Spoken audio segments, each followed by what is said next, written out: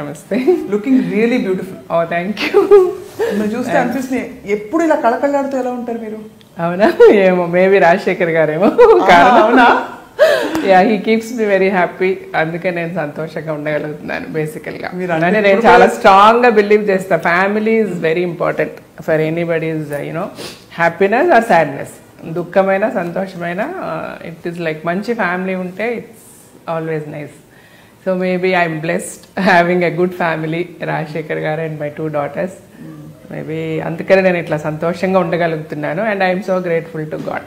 Yeah, మీరు ఆయన్ని బాగా చూసుకుంటారా, ఆయన మిమ్మల్ని బాగా చూసుకుంటారా? It's like mutual. యా, అంటే నేను అనేది ఎవరన్నా కూడా లైక్ వైస్ వర్సా లేకపోతే, మ్యూచువల్గా లేకపోతే ఎవరిమి కూడా హ్యాపీగా ఉండలేము అండ్ ఎవరిమి ట్రూగా ఉండలేము. See most of them say Rajasekhar గారిని, జీవిత గారు చాలా బాగా చూసుకుంటారు. సి నేను ఆయన్ని బాగా చూసుకోగలిగానంటే ఆయన నన్ను బాగా చూసుకుంటారు కాబట్టి. It's like simple logic. లేదంటే చేయలేము అలాగేనో. It only be an acting and you can't keep acting for a long time. Okay, some time అది అదే తెలిసిపోతుంది. యా, జనంపై జీవించవచ్చు కానీ జీవిత గారు జీవితంలో యాక్ట్ చేయలేము. Exactly, you're right. I do agree. అందులో మీరు రాజశేఖర్ గారు, మీరు యూఆర్ నోన్ ఫర్, అంటే ఎంత కాంట్రవర్సీ అయినా ఎలాంటి గొడవలు అయినా సరే అసలు ఇక్కడ ఉన్నది బయటకు వచ్చేస్తుంది అని చెప్పేసి ఎక్కడ దాపరికాలు లేవు కదా ఇప్పుడు అసలు. అంటే యాక్చువల్గా నేనన్నా కొంచెం హైట్ చేస్తే బాగుంది, అంటే సర్టన్ థింగ్స్ మనం చెప్పకుండా ఉంటేనే బాగుంటుందేమో అని నేను కొన్ని ఫీల్ అవుతా. మేబీ అలాంటి నచ్చినప్పుడు కొన్ని విషయాలు చెప్పకుండా మనం అవాయిడ్ చేసేస్తే things will be much better. That's my personal feeling. కానీ రాజశేఖర్ గారికి ఎట్లా అంటే, మీరు ఆయనకు కోట్ల రూపాయలు ఇచ్చి ఇది మీరు హైడ్ చేయండి అంటే కూడా ఆయన చేయలేరు. హీస్ సో ఓపెన్ అనమాట. అంటే చైల్డ్ అని కూడా చెప్పలేం. Even maybe child up to 3 years. A child after 3 years or when 4 ఏళ్ల వచ్చేస్తే పిల్లలు కూడా అబద్ధాలు చెప్తారు. You understand? వెరస్ రాజశేఖర్ గారు లోపలే అనమాట. మీరు ఎంత చెప్పండి అంటే ఇలా చెప్పడం వల్ల మనకి చాలా లాస్ అవుతుంది అని అనుకున్నా కూడా he can not do that. And that's the main reason. ఆయన చాలా ప్లేసెస్ లో he'll put me in front అనమాట. నువ్వే మాట్లాడు అంటారు. ప్రెషర్ ఫీల్ అవ్వరు అప్పుడు? అయ్యో నాకు ఇష్టం లేదు కానీ మా వారిని నమ్ముతారు లేకపోతే. ఎగ్జాక్ట్లీ. అంటే I 200% respect his feelings and I like the way he is. ఆ frankness and openness is what is keeping him so healthy and happy till now. అంటే forget about career success అవన్నీ తర్వాత. మీరు హార్ట్లో when you are so open and when you are so pure, మీకు ఏ problem రాదు. Even health wise అవనివ్వండి, look wise అవనివ్వండి, you can be cool. ఆయన హాయిగా ఉంటారు, తింటారు, పడుకుంటారు. Because he doesn't have anything in his heart. He doesn't plan anything. అలాగ మనం once you start planning on మనసులో ఏదన్నా పెట్టుకున్నప్పుడు automatically it will show in every aspect of your life. And that is the best part I like in Rajasekhar గారు. ఆయన అంత పెద్ద hero అందంగా ఉంటారా? Not like that. ఆయన ఈజ్ అ హ్యాండ్సమ్ పర్సన్. ఇదన్నిటికంటే కూడా the best quality in him is that. You find him handsome kada? He is, of course. I do. Obviously, yes. No doubt. And I'm very proud being his wife, undoubtedly. And it's like most of the women, andarki kuda it's like a dream. Manam when we teenage కి వచ్చినప్పుడు నా husband అందంగా, smart గా, handsome గా ఉంటే బాగుంటుందని ప్రతి ఒక్కరు అనుకుంటారు. బట్ అందరికీ అలాంటి అవకాశం రాకపోవచ్చు. I'm one among the lucky people who have a handsome, good-looking wife. Definitely, ante of course he is lucky to find you. మీలాంటి ఒక అండర్స్టాండింగ్ పార్ట్నర్ అని రావడం, బికాజ్ మీ ఇద్దరిని కపుల్ గానే చూస్తారు ఎప్పుడు. ఇన్ఫాక్ట్ మిమ్మల్ని అడిగినప్పుడు కూడా అందుకే మీ ఇద్దరిని కలిపి ఇంటర్వ్యూ అడిగాను. బికాస్ విడదీయలేని జోడి కనిపిస్తారు అలా చూస్తే. అండ్ అదే మీరు అన్నారు కదా, ఆయనని మీరు ప్రొటెక్ట్ చేస్తుంటారు ఏం మాట్లాడినా అని చెప్పి. అంటే డెఫినెట్ గా ఆయన మాట్లాడేది రైట్, అందులో ఆయన మాట్లాడేది తప్పు కాదు. In a way I'm wrong saying that ఇది మనం చెప్పొద్దు అన్నది. అంటే పొలిటికలీ కరెక్ట్ గా ఉండవసరం లేదంట. అప్పుడు నాకు అనిపించేస్తుంది, సరే బియాండ్ సపోర్టింగ్ హిమ్ నేను ఎవరినో ఎందుకు ప్రొటెక్ట్ చేయాలి, దానివల్ల మనకి ఏమి లాసెస్ వస్తే let us face it. After all there is nothing that we can not face. And when మీరు రైట్ అన్నప్పుడు యూ హ్యావ్ మనకి ఆటోమేటిక్గా will get all the strength to face any problem. మీరు ఆన్ ద రైట్ సైడ్ ఉన్నప్పుడు అది ఎంత wrong గా project కానివ్వండి, సమ్ టైమ్ అది other you know the truth will come out. Yeah చెప్పండి. That's the reason I protect him. See say like Jagan గారి మీద when we had an interview అవనివ్వండి, లేకపోతే మెగాస్టార్ గారి మీద అవనివ్వండి. కానీ ఎందుకు ఎక్కడి నుంచి వస్తుంది నిజంగా అప్పుడు బాగా మీరు ఫీల్ అయ్యారా? అంటే జెన్యున్ గా వాట్ ఎవర్ మేము ఏదైతే మాట్లాడామంటే ఇవాళ దాని గురించి మళ్ళీ మాట్లాడడం రైట్ కాదు. బికాస్ మెనీ పీపుల్ సేమ్ నేను మీకు చెప్పా కదా, సర్టన్ థింగ్స్ మనం చెప్పకుండా ఉంటే బాగుంటది అన్న ఫీల్ లో ఉంటారు చాలా మంది. బట్ మా ఇష్యూలో ఆల్రెడీ వచ్చేసింది కాబట్టి నేను మళ్ళీ మాట్లాడుతాను. ఇట్ ఇస్ నాట్ లైక్ మళ్ళీ ఏదో పాత విషయాలు మాట్లాడాలని కాదు. అట్ ద సేమ్ టైం ఏంటంటే అప్పుడు జరిగిన ఇన్సిడెంట్స్ కానీ what ever has happened was 210% wrong from their side. ఆ తర్వాత మేము మేము మాట్లాడిందే తర్వాత చాలా మంది మాట్లాడారు. ఆ పార్టీలో వాళ్ళు అవనివ్వండి, వాళ్ళ సపోర్టర్స్ అవనివ్వండి, మేము తప్పన్న వాళ్ళు అవనివ్వండి, many people said what we said. మరి అలాంటప్పుడు మాది బాగా హైలైట్ అయిపోయి చేసేసారు. Because maybe we were the first to talk. అంటే వన్స్ సీయింగ్ అస్ ఎవ్రీబడి స్పోక్. నవ్ లైక్ మమ్మల్ని అంటే పీపుల్ ఎంత హిపోక్రసీ అంటే ఇక్కడ ఈ సొసైటీలో. సో మనం మమ్మల్ని ఆన్ ద మీరు ఎందుకు ఇలా మాట్లాడారని అదే వ్యక్తులు పక్క రూమ్ లోకి వెళ్ళి మీరు చాలా బాగా మాట్లాడారండి, ఇలాగే ఉండాలి, ఈ ధైర్యం ఎవరికి ప్రతి ఒక్కరు అనేది అంటే వాళ్ళ హార్ట్స్ కి తెలుసు. ఎవ్రీబడి అంటే మనం ఎవరికన్నా లైవ్ చేయగలం, ఎక్కడన్నా యాక్ట్ చేయగలం, but not to our heart కదా. సో ప్రతి ఒక్కరి మనసులకి తెలుసు ఏం జరిగింది అన్నది. బట్ దానిని యూనో ఎట్లా అంటే సందర్భానుసారంగా మార్చేసి మాట్లాడేసి బ్రతికేస్తూ ఉంటారు చాలా మంది. అలాగే చేయలేరు Rajasekhar garu. And but one thing what you should అంటే not you anybody has to accept ఏంటంటే వాట్ ఎవర్ అంటే ఎవరికి ఓపిక ఉన్నా రీవైండ్ చేసుకొని చూస్తే రాజశేఖర్ గారు మాట్లాడిందే చాలా మంది తర్వాత మాట్లాడారు. సో రాజశేఖర్ గారికి ధైర్యం millions of people told and it was proved. But it's okay. So what ever see maybe మాకు ఒక ఇది జరిగింది, మేము మాట్లాడాము, తర్వాత దాన్ని కొంచెం పొలిటికల్ గా మార్చడం జరిగింది. It's okay. We also went with the political party. Then ఎప్పుడైతే మనం పొలిటికల్ పార్టీతో వెళ్ళామో వీ హ్యాడ్ టు టాక్. మళ్ళీ దాన్నే రిపీట్ చేయాల్సి అంటే ఒకసారి ఒక ఇన్సిడెంట్ అయిపోయింది, మళ్ళీ దాన్ని ఎందుకు మళ్ళీ మాట్లాడారంటే మళ్ళీ మాట్లాడడానికి అవసరం ఏమొచ్చింది when we join a political party. So ఆ political parties main agenda was to talk against this particular party. So we had to continue. మళ్ళీ కంటిన్యూ అయింది.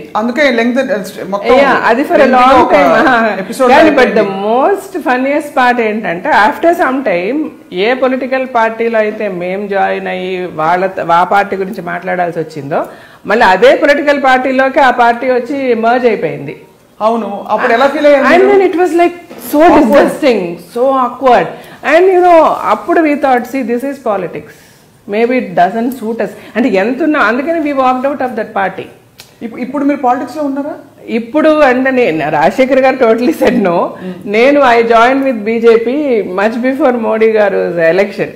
అంటే నాకు I sincerely love the way Modi garu speeches కానీ his vision about the country కానీ నాకు చాలా నచ్చి so I alone join Rajasekhar garu join. That was much before elections. ఆయన ప్రైమ్ మినిస్టర్ అవడానికి ముందే మేము. బట్ ఇన్ జనరల్ మీ ఇద్దరు అంటే ఈ టాపిక్ ఎండ్ చేసే లోపు అంటే మీరిద్దరు వచ్చి పబ్లిక్ స్టేట్మెంట్స్ చేయడం, ఎవరైనా కొంచెం అంటే ఎవరైనా ఉంటే పవర్ఫుల్ పొజిషన్ లో వీళ్ళు వచ్చి ఒక సునామీ లాగా పెద్ద కాంట్రవర్షియల్ స్టేట్మెంట్ చేసి వెళ్ళిపోతారు. జీవిత గారు, రాజశేఖర్ గారు ఒక పేరు వచ్చింది. Is it true? ఒప్పుకుంటారు? అదే అంటున్నానంటే it was like nothing was plan. Everything was natural అంట. Everything was very natural. Even like Chiranjeevi గారి మేము ఎవరి గురించి మాట్లాడాల్సిన అవసరం లేదు. It was only one person about whom we had to speak, was Chiranjeevi garu. And Chiranjeevi గారిని సపోర్ట్ చేశారు కాబట్టి పవన్ కళ్యాణ్ గారు, ఆబ్వియస్లీ తర్వాత అరవింద్ గారు, because that was a whole family. We had to talk ఆ ఇష్యూలో. We always had to tell the facts what happened. అప్పుడు కూడా ఆ ఇష్యూని పెద్ద చేసింది వాళ్ళు కానీ మేము కాదు. ఇట్ వాజ్ లైక్ జస్ట్ ఇంటర్వ్యూలో. ఎగ్జాక్ట్లీ ఇంటర్వ్యూలో వాట్ ఈస్ రాంగ్ మీరు అడిగారు కొత్తగా ఒక పార్టీ పెడుతున్నారు, ఒక XY and Z is starting a new party అండి, నేను మిమ్మల్ని వచ్చి మీరు ఓట్ చేస్తారని అడిగితే మీరు you can give your open opinion కదా, నేను చేస్తాను చేయను. ద సేమ్ వే రాజశేఖర్ గారు సెడ్ వెన్ చిరంజీవి గారు పార్టీ ఓపెన్ చేస్తే మీరు జాయిన్ అవుతారా? So then he said as a megastar I love him, I'm his fan అన్ని okay, but as a politician I have my own doubts.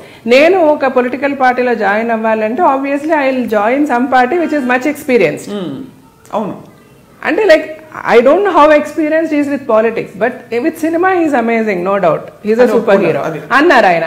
దానిని ఒక పెద్ద ఇష్యూగా చేసింది వాళ్ళ ఫ్యాన్స్ రావనివ్వండి, వాళ్ళు లేకపోతే కెమెరాలు పెట్టి షూట్ చేయడం, what ever attack, it was all magnified by them. When they did something, obviously you have to face it, you have to talk. You can't just keep quiet. Why should you keep quiet?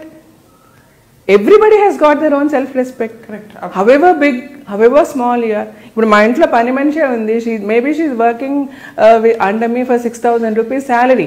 But if I say something which is not connected to her, she is not going to accept. Just because జీవిత గారు చెప్పారు కదా సరే అమ్మ అని వెళ్ళదు, ఏందమ్మా అట్లా మాట్లాడుతున్నా అంటది, అంటదా లేదా? When something is hurt, you have to talk. ఇప్పుడు ఎలా ఉన్నాయి మీ టర్మ్స్? అంటే ఆ తర్వాత ఆయన అంటే చాలా సార్లు అంటే మధ్యలో అట్లా అయినా, but after period of time meet functions లో కలిసినప్పుడు మాట్లాడడం చేయడం, నౌ వి ఆర్ ఫైన్. ఈ విషయం అస్సలు లేదు ఈ విషయం గురించి, అండ్ ఇట్స్ వెరీ ఆక్వర్డ్. ఆయన అడగలేరు, మేము మాట్లాడలేము, బట్ జనరల్ గా కలుస్తాము, మాట్లాడతాము ఫంక్షన్స్ లో. ఇప్పుడు కూడా ఒక చూస్తే ఒపోనెంట్స్ మీరు, ఆయన కాంగ్రెస్ లో ఉన్నారు, మీరు బీజేపీ. అంటే ఇంకా నేను ఆ తర్వాత ఆఫ్టర్ చిరంజీవి గారు కాంగ్రెస్ లో జాయిన్ అయిపోయి అంత ఇది అయిపోయిన తర్వాత పాలిటిక్స్ లో నేను వేరే విజన్ లో చూడడం మొదలు పెట్టేశాను. It's like totally different scene. అంటే అక్కడ there is no enemy, there is no friend. Politics లో అందరూ ఎనిమీసే, అందరూ ఫ్రెండ్సే. It's like that, and if you can gel into it, you can walk into it, otherwise you just get out of it. And you can never think of correcting it, or you can never think of, not even dream about it. That's what I felt. Whatever in the small journey of mine in this politics, what I saw. And even like BJP lo nenu join aina kuda, I sincerely wanted Narendra Modi garu to become the Prime Minister. Appudu నాకు చేతనైన whatever little campaigning that this I did, I met him couple of times. And then Rajasekhar garu also short one song, ఆయనతో ఒక song shoot చేసాము for the media, social మీడియాకి. And genuinely my only interest was ఆయన prime minister అయితే బాగుంటుంది అని అనిపించింది. Definite గా till today I have no regrets in my decision. అంటే it's not like I cannot say like అందరూ 100% కరెక్ట్ ఉండలేరు. Okay, it's like human errors are, it's like it is a must, it's natural. ప్రతి ఒక్కరు చిన్న చిన్న విషయాల్లో చిన్న చిన్న మిస్టేక్స్ జరగచ్చు, but I think he's amazing as a prime minister till today. అండ్ ఎవరన్నా ఇంకొకటి ఏంటంటే ఇక్కడ వర్స్ పార్ట్, ఎవరన్నా ఏదన్నా మంచి చేసేది, క్రిస్టఫర్ కొలంబస్ అమెరికా కనిపెట్టినప్పుడు కూడా ఏముంది పెద్ద మ్యాటర్ అన్నట్టుగానే ఉంటుంది ఇక్కడ. That's how the society is. I don't know, and nobody can appreciate anything which is good. అందరంటే అంటారు ఏదన్నా ఒకటి జరిగిందంటే దాంట్లో ఏది మైనస్ ఉంది అని మాట్లాడడానికి వెంటనే గబగబా వచ్చేస్తారు, మాట్లాడతారు, కానీ అందులో ఏది గుడ్ అని మాట్లాడే ఓపిక ఎవరికి లేదు. And if you are put in to that position, what you do అంటే they will have no answer. కాబట్టి సొల్యూషన్స్ ఎవరు ఊరికే కామెంట్ అంతే అంతే అంతే. అది చేయడం వల్ల ఏమైతుంది, the people are totally getting so confused, which is right which is wrong. అంతే కదా. ఆర్ అల్టిమేట్ నేనేమంటానంటే, ఒక టీవీలో ఒక స్పీచ్ ఇచ్చినా, ఒక ఇంటర్వ్యూ ఇచ్చినా, ఏది చేసినా ఒక స్టేటస్ ఉన్న వాళ్ళకే అది పాసిబిలిటీ ఉంటుంది. ఆ స్టేటస్ ఏంటి, 10 మంది మీరు మాట్లాడితే వింటారు అన్న స్టేటస్ ఉన్న వాళ్ళనే పిలిచి మీరు మాట్లాడతారు. అది అందరికీ రాదు. సో గాడ్స్ గిఫ్ట్ అది. అది ఉన్న వాళ్ళు at least try to say something useful to the people. 90% of the time is wasted abusing each other తప్పితే ప్రజలకి జెన్యూన్ గా యూఆర్ టాకింగ్, మీరు మీ అబ్యూజింగ్ లో కూడా ఏముంటది, ప్రజలు ఇలా అయిపోతున్నారు, ప్రజలు ఇలా అయిపోతున్నారు అని ఉంటది తప్పితే, కానీ ఈ స్కీమ్ వల్ల అంటారు తప్పితే నువ్వు ప్రజల్ని బాగు చేయడం ఏంటి అన్నది ఆలోచన ఎవరికి ఉండదు. ఆ డైరెక్షన్ లో ఎవ్వరూ మాట్లాడరు. ఈవెన్ టేక్ దిస్ డిమానిటైజేషన్ వరకు కూడా, at least is doing something, at least is trying to do something. ఇప్పుడు ఈ డిమానిటైజేషన్ ఇష్యూ మీరు అడగకుండా నేను మాట్లాడేస్తున్నాను. ఎగ్జాక్ట్లీ అంత ఇప్పుడు దేశంలో ఇప్పుడు సడన్ గా అందరు చెంప చెల్లు అనిపించినట్టు ఆబ్వియస్ క్వశ్చన్స్ వచ్చాయి, దీని మీద డిస్కషన్స్ కూడా ఇంకా బోర్ కొట్టి వదిలేస్తారు. ఎగ్జాక్ట్లీ దట్ ఇంత స్ట్రాంగ్ గా ఇంత తలతిక్కగా డెసిషన్ తీసుకున్నారని ఒక వాదన మాత్రం వినిపిస్తుంది. బికాస్ ప్లాన్డ్ గా లేదు. అసలు ఎక్కడో ఏటీఎం మెషిన్స్ 2000 రూపాయల నోటు 1 మిల్లీమీటర్ అది డిస్పెన్స్ చేయడానికి అప్గ్రేడ్ కాలేదట. అంత సిల్లీ రీజన్స్, అంత అన్ప్లాన్డ్ గా can you believe that this happening in India? Because America లాంటి దేశాల్లో అవ్వదు. అంత తలతిక్కగా ఎలా చేశారండి డెసిషన్ మోదీ గారు? అదే అంటున్నాను. ఇప్పుడు ఎలా ఉంటుందంటే అమెరికా అనేది మనం కంపేర్ చేసుకోవడం కరెక్ట్ గా. సడన్ గా మనము ఎప్పుడు కూడా అమెరికా నుంచి మనం ఎన్ని ఇయర్స్ బిహైండ్ ఉంటాం. Right taking from any issue ఎందులోనన్నా ఆలోచించండి. వాళ్ళతో మనకి కంపారిజన్ ఇలా ఏదో వచ్చినప్పుడు అమెరికాలో ఇలా జరగదని మాట్లాడడం కంటే అమెరికా కంటే మనం ఎంత బిహైండ్గా ఉన్నామన్నది ఒకటి ఆలోచించాలి.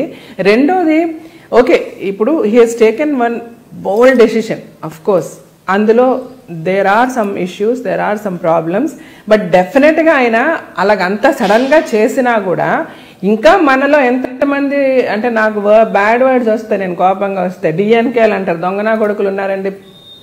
ఉన్నారా లేరా? ఈరోజు మనం పేపర్లో చూస్తే ఇన్ని 2000 నోట్స్ ఇట్లా ఇంతమంది ఇలా పట్టుకున్నారని వస్తే ఎలాగొచ్చాయి? ఫర్గెట్ అబౌట్ మోడీ అండి. ఇప్పుడు మోడీ గారు he is done something nice. Okay, he tried to help people.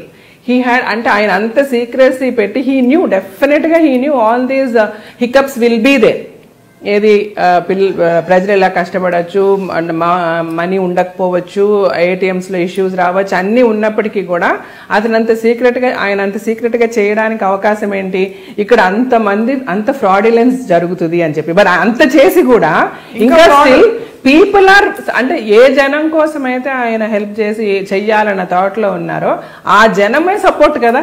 ఒక్కొక్కటి అకౌంట్లో 10,000 తీసుకోవాలని ఒక 100 అకౌంట్లు క్యూలో నిలబడే వాళ్ళని వాళ్ళ డబ్బుల కోసం నిలబడుతున్నారండి. వాడు ఎవరో ఒకడు ఇస్తాడు, ఏదో నువ్వు ఈ డబ్బులు అయ్యి అంటాడు, ఇందులో నీకు డబ్బులు ఇస్తానంటాడు. ఓకే, జరిగింది ఎలా జరుగుతుంది? ఈవెన్ ప్రజల వల్ల తప్పు జరిగింది. కానీ అక్కడ it's like not because of prime minister Modi. ఆయనని okay maybe little inconvenience is there, how to come over it నాకుంది. ఇప్పటికీ నాకు ఇబ్బంది ఉంది. Like see, I'm unable to pay my salaries to my servants who are not having accounts, or like things like. But okay, I'm telling them be patient. Okay, I'm protecting you. I'll give you this. I'll do that. Oh, go open an account. అది ఎందుకు వద్దండి అంటున్నాడు. స్తోమత ఏంటండి? Account open చేయడానికి మీకు problem ఏంటి? లేదు ఒకడు ఎవరో ఉన్నాడు పని చేయించుకుంటున్నాడు, వాడు he needs to pay to his workers. Can't he take that risk of making them open an account and put it? Can't he teach them? And is it not an individual responsibility of everybody to help what he thought? Unless and until అది రానంత వరకు ప్రతిది మోడీ గారు announce చేశారు. So ఏ problem లేకుండా మోడీ గారే చూసుకోవాలనే కంటే problems అనేవి వస్తాయి. డెసిషన్ తీసేసుకున్నాక డెసిషన్ అలా కాదని, డెసిషన్ అంతా సడన్ గా ఆయన ఎందుకు తీసుకోవాల్సి వచ్చింది? ఏమాత్రం కొంచెం లీకేజ్ అయినా రకరకాలుగా వేరే ఇష్యూస్ జరిగిపోయి అసలు ఏ ప్రయోజనం లేకుండా చేసేసే మేధావులు ఉన్నారు మన సొసైటీలో. అందుకని ఆయన బట్ అప్పటికి కూడా ఆ మేధావుల్ని ఇప్పటికీ కూడా మనం కంట్రోల్ చేయలేకపోయినా, బట్ డెఫినెట్లీ ఇప్పుడు మాట్లాడే ప్రతి ఒక్కరిని గుండెల మీద చేసుకోమని చెప్పండి. ఒక లెవెల్ కన్నా తగిలిందా లేదా, అందరికి చెంప చెళ్ళు బందా లేదా, ఒక లెవెల్ కన్నా ఒక బ్లాక్ మనీ అనేది బయటకు వచ్చిందా రాలేదు. పేదవాళ్ళకి మాత్రం చెంప చెల్లు మంది ఉంది. అంటే నేను అనేది పేదవాళ్ళు మీరు అనుకుంటున్నారండి పేదవాళ్ళకి చెంప చెల్లు, అలాగేమీ లేదు స్వప్న గారు. This is all more a talk. ఇప్పుడు మా ఇంట్లో పని వాళ్ళు ఉన్నారు, వాళ్ళందరూ పేదవాళ్ళే. నేను అడుగుతాను మీకు అంత కష్టం వేసి అంతేమీ లేదమ్మా, యాక్చువల్గా ఏమీ లేదు. వీళ్ళు క్యూలో నిలబడే వాళ్ళందరూ కూడా వాళ్ళ సొంత డబ్బుల గురించి చేసేవాళ్ళు చాలా తక్కువ మంది. జెన్యున్ గా సఫర్ అయ్యే వాళ్ళు ఎవరు కూడా, కామన్ పబ్లిక్ కూడా ఏమాత్రం ఆలోచించే వాళ్ళు కూడా, అంటే ఎంత ఇది రాంగ్ అని మీరు మాట్లాడతారు అంత రైట్ అని మాట్లాడే వాళ్ళు కొన్ని 100 మంది ఉన్నారు. దాన్ని ఎందుకు మీరు ప్రొజెక్ట్ చేయటం లేదు? ఇప్పుడు మీడియా ఉందండి, సో మీరు టీవీ వెళ్ళిపోయి ఒక కెమెరా పెట్టుకొని ఒక ఎమ్మెల్యేనో ఒక ఎంపీనో ఒక రోజా గారు ఇంకొకరు వెళ్ళిపోయి బ్యాంక్ ముందు ఇది ఎందుకు చేయటం లేదని అడిగేది వేస్తున్నారు మీరు. అదే పక్కన ఉంటే ఒక 10 మంది ఇట్స్ ఓకే అండి, నేను క్యూలో నిలబడి నేను డబ్బులు తీసుకుంటా, I'm happy, something is nice is happening అనే వాళ్ళు కూడా చాలా మంది ఉన్నారు. అది కూడా వస్తుందండి. అది ఎంత పర్సెంటేజ్ వస్తుంది అంటే ఒకటేంటంటే చెప్తున్న వాళ్ళు కూడా ఇబ్బందులు అయితే పడుతున్నారు. ఎగ్జాక్ట్లీ నేను పడుతున్నాను. నేను అనేది అంటే this is not permanent. Everybody knows. When will it solve? ఈ టాపిక్ క్లోజ్ చేస్తూ బికాజ్ when will అదే అంటే ఇట్ ఈస్ నాట్ లైక్ మీరు ఇచ్చేసి ఇట్లా ఒక డెడ్ లైన్ వేసేసి సాల్వ్ అయిపోద్ది అని చెప్పడానికి ఎవరి వల్ల కుదరదండి. But every attempt is made and this is something which is not insolvable. మనం దీన్ని సాల్వ్ చేయలేని విషయం అయితే కాదు, డెఫినెట్ గా సాల్వ్ చేయగలము. దీనికి ఏదో పెద్ద ఒక ఐన్స్టీన్ లాంటి వచ్చి ఒక ఫార్ములా కనిపెట్టాల్సిన అవసరం లేదు. దీనికి మెథడ్స్ అన్ని చాలా ఈజీగా ఉన్నాయి to sort it out. All we need is little time, be patient, things are going to work. ఇప్పుడు రేపు సడన్ గా ఇప్పుడు అందరూ దొంగ నోట్లు మార్చేసి 2000 నోట్లు పెట్టేసుకున్నారు స్వప్న గారు. రేపు సడన్ గా ఆయన 2000 నోట్లు బ్యాన్ చేశారు, ఏమైపోతారు? రావాల్సిందేగా మనీ మొత్తం బయటికి, లేదా ఎఫెక్టెడ్ పీపుల్ ఎఫెక్ట్ అవ్వాల్సిందే కదా. He could do it or not, he is going to do it. You just see. So చూద్దాం అయితే watch out. And this is going to be a very successful move of Modi garu and I mean of the Prime Minister, which is going to be very successful. Maybe initially he is going అంటే ఏదన్నా మంచి చెప్పే ముందు చాలా పడాల్సి వస్తుంది. ఏదంటారు చూసారా, కాసే చెట్టు మీద రాళ్ళు అన్నట్టుగా. He will do it. అంటే ఇట్స్ నాట్ నేను బీజేపీలో ఉన్నానన్న దాని గురించి కదా, అసలు బీజేపీలో ఉన్నాను కూడా నాకు తెలియలేదు. ఎప్పుడో నేను వెళ్ళేసి ఎలక్షన్ క్యాంపెయిన్ చేసిన తర్వాత people know that I'm nowhere. But even then as ఒక సిటిజన్ ఆఫ్ ఇండియా నేను చూస్తూ నా చుట్టూ ఉన్న సరౌండింగ్స్ ఏం చెయ్యాలి, ఏం చేయగలం అంటే ఏమీ చేయలేము మనం అని అనుకునే పరిస్థితిలో నిజంగా నాకు అనిపిస్తుంది. Individual you SIT back, you become a politician also, you can't do anything. ఇక్కడ ఎలా ఉన్నదంటే ప్రజలు, నేననేది ఓటింగ్ సిస్టమే కరెక్ట్ లేదు, మన ప్రజల్లోనే తప్పులు ఉన్నాయి. ఇప్పుడు మీరు పార్టీని చూసి ఎందుకు ఓట్ చేస్తారు? మనిషిని చూసి ఓట్ చేయండి. The day you start voting looking at the people calibre of the person calibre చూసి వాడు చేయగలడా లేడా అని ఆలోచించి మీరు ఓట్ చేసిన రోజు దేశం బాగుపడుతుంది. You never do that. పార్టీని చూసి కదా మనం ఓట్ వేసేది. రైట్. మనకి ఆఫ్ కోర్స్ పొలిటికల్లీ మీరు చాలా చార్జ్డ్ అప్ గా ఉన్నారు, పార్టీలో లేనంటే. No, I'm not in. I'm definitely not in. And I am there, but actively you don't see me. But there is an issue I'm just trying to talk about it and what I genuinely feel. అంటే నేను అనేది ఏదో అలాగని నరేంద్ర మోడీ గారు చేసిన దానివల్ల ఏమి మైనస్లు రాలేదని అనడాలే.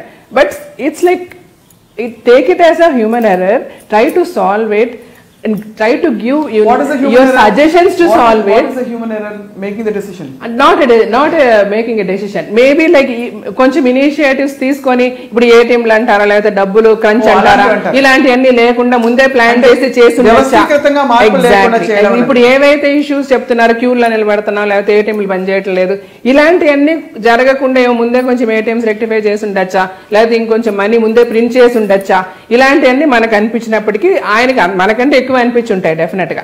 దానికి పాసిబిలిటీ లేదు కాబట్టి ఆయన చేసి ఉండరు. బట్ ఈవెన్ దెన్ అలాంటివి తప్పులే అని అన్నా కూడా మేధావులు, నాకు అంత నాలెడ్జ్ లేదు, నేను చదువుకోలేదు, నేను I'm just what ever all my knowledge is my experience in life, what I see, దాంతోనే మాట్లాడుతున్నా. దాంతో నేనేమంటానంటే అలాంటిది జరిగున్నా ఎర్రర్ జరిగున్నా మీన్ ఇది తప్పు అని అనిపించినా దాన్ని ఎలా రెక్టిఫై చేయాలని మీరు ఆలోచన చెప్పడం మానేసి ఇది తప్పు అని ఎందుకు మాట్లాడుతున్నారు అంటున్నా.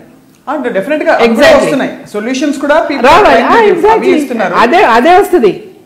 That is going to dominate now. You see, initially all opposition parties, they blah blah blah blah blah, they're just going to keep quiet, keep shut.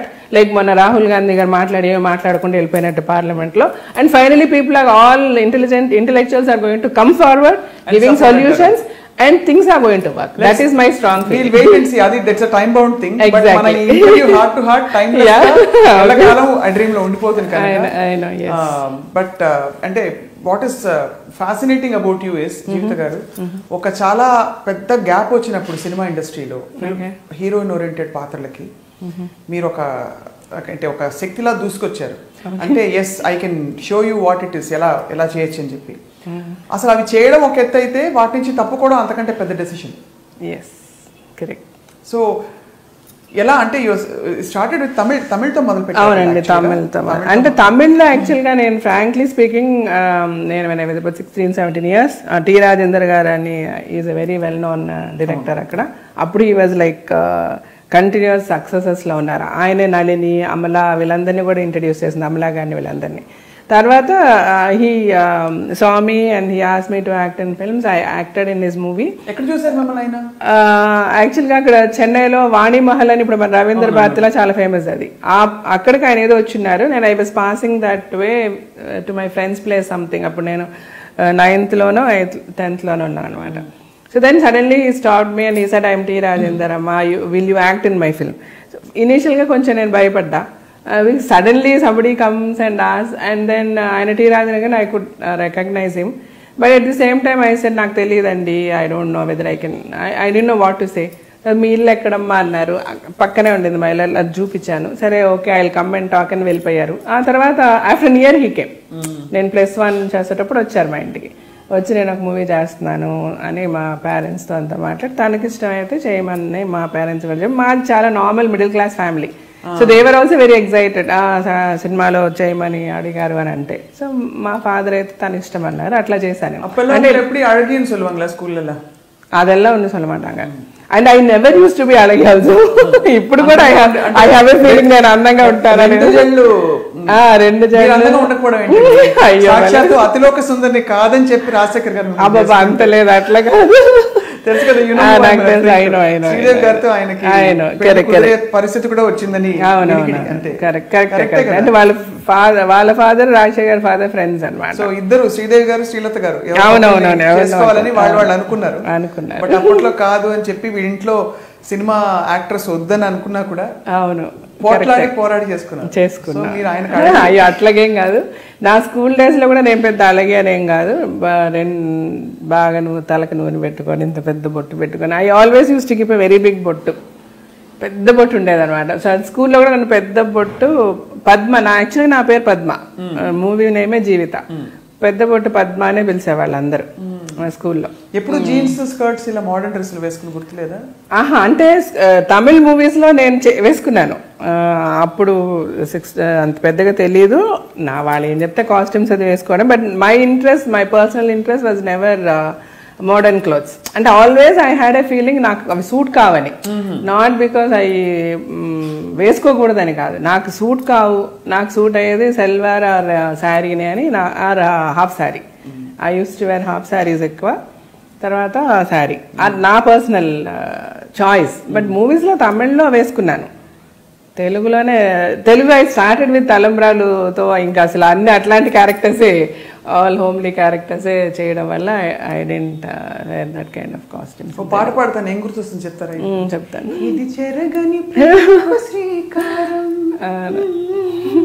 అంతేనా? అంతే.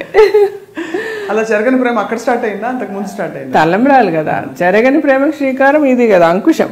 ఫస్ట్ మూవీ వాజ్ తలంబ్రాలు కదా మరి. తలంబ్రాలు అప్పుడే స్టార్ట్ అయింది అంటే తలంబ్రాలు మూవీ అప్పుడు, అంటే మూవీ రిలీజ్ అయిన తర్వాత most of the time. And అది that was a very big hit కదా. సో చాలా ఊళ్ళు కలిసి తిరగడము, అన్ని ఊళ్ళలో ఫంక్షన్స్ ఉండేవి దానికి. సమ్ 50 days థియేటర్స్కి వెళ్ళడము, కోటి రామకృష్ణ గారు మేమంతా టీమ్ లాగా. సో వీ ట్రావెల్ టుగెదర్ చాలా ప్లేసెస్కి. అట్లా స్లోలీ. అప్పుడు టి కృష్ణ గారు వాజ్ వెరీ ఇల్, ఆయన క్యాన్సర్తో సఫర్ అవుతూ ఉండే. అండ్ రాజశేఖర్ గారు is very attached to him. So ఆయన గురించి ఎక్కువ అట్లా he always use to feel very sad for him అనమాట. ఆయన గురించి ఎక్కువ డిస్కషన్ ఉండేది మా మధ్య.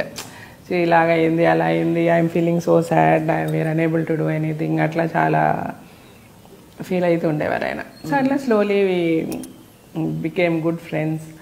కానీ మాకు all the time we always thought we can never get married అని. ఎందుకంటే రాజశేఖర్ గారి వాళ్ళ his father is a police officer, ఆయన వాళ్ళ ఫ్యామిలీ అంతా పోలీస్ ఫ్యామిలీ, అండ్ ఆయన డాక్టరు. ఈయన యాక్టింగ్కి వాళ్ళు ఒప్పుకోవడమే పెద్ద విషయం. వాళ్ళ ఇంట్లో పెద్ద పెద్ద గొడవలు చేసి ఈయన యాక్ట్ చేయడానికి యాక్సెప్ట్ చేశారు వాళ్ళ ఇంట్లో.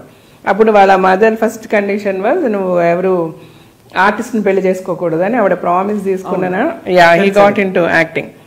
సో బిగినింగ్ నుంచి రాజశేఖర్ గారు use to say that we cannot get married అన్నది మా ఇద్దరికి చాలా క్లారిటీ ఉంది. ఇష్టపడ్డారు వి లైక్ ఈచ్ అదర్, చాలా ఇష్టపడేవాళ్ళమి. అండ్ అంటే he always use to like the way I'm. ఇలా ఉంటే బాగుంటుంది, like whom ever I get married, ఇంత understanding, or he likes the way I always seeing me in sarees. తనకు అట్లాగా ఇష్టము ట్రెడిషనల్ గా. So and then we used to go to temples together. అలా చాలా మాట్లాడుకునేవాళ్ళము. అప్పుడు we used to be very good friends. ఇంకా there was nothing we used to hide. And నాకు ఎక్కువ తన దగ్గర నచ్చింది ఏంటంటే, day one he said, see, this relationship is going to be a good friendly relation because my parents are never going to accept for our marriage అన్నది. So all that I liked. That was very ఇంకా that made me love him more in fact rather. అంటే ఏదో cheat ఈ అమ్మాయి నన్ను ఇష్టపడుతుందో లేకపోతే you know she how the men are. మన ఇప్పుడు దేర్ ఇస్ నథింగ్ మనం హైడ్ చేయాల్సింది ఇందులో. ఏమాత్రం కొంచెం మనలో వీక్నెస్ కనబడినా they will try to you know the advantage తీసుకునే దట్ ఈస్ దర్ క్యారెక్టర్. కాలం అని చెప్పను ఇప్పుడు అంటే అలా అంటే అడ్వాంటేజ్ కాదు, ప్రేమలో ఉన్నప్పుడు న్యాచురల్లీ గెట్ క్లోజ్ కదా, క్లోజ్ నో క్లోజ్ అయినా కూడా he was very clear about his plan of life.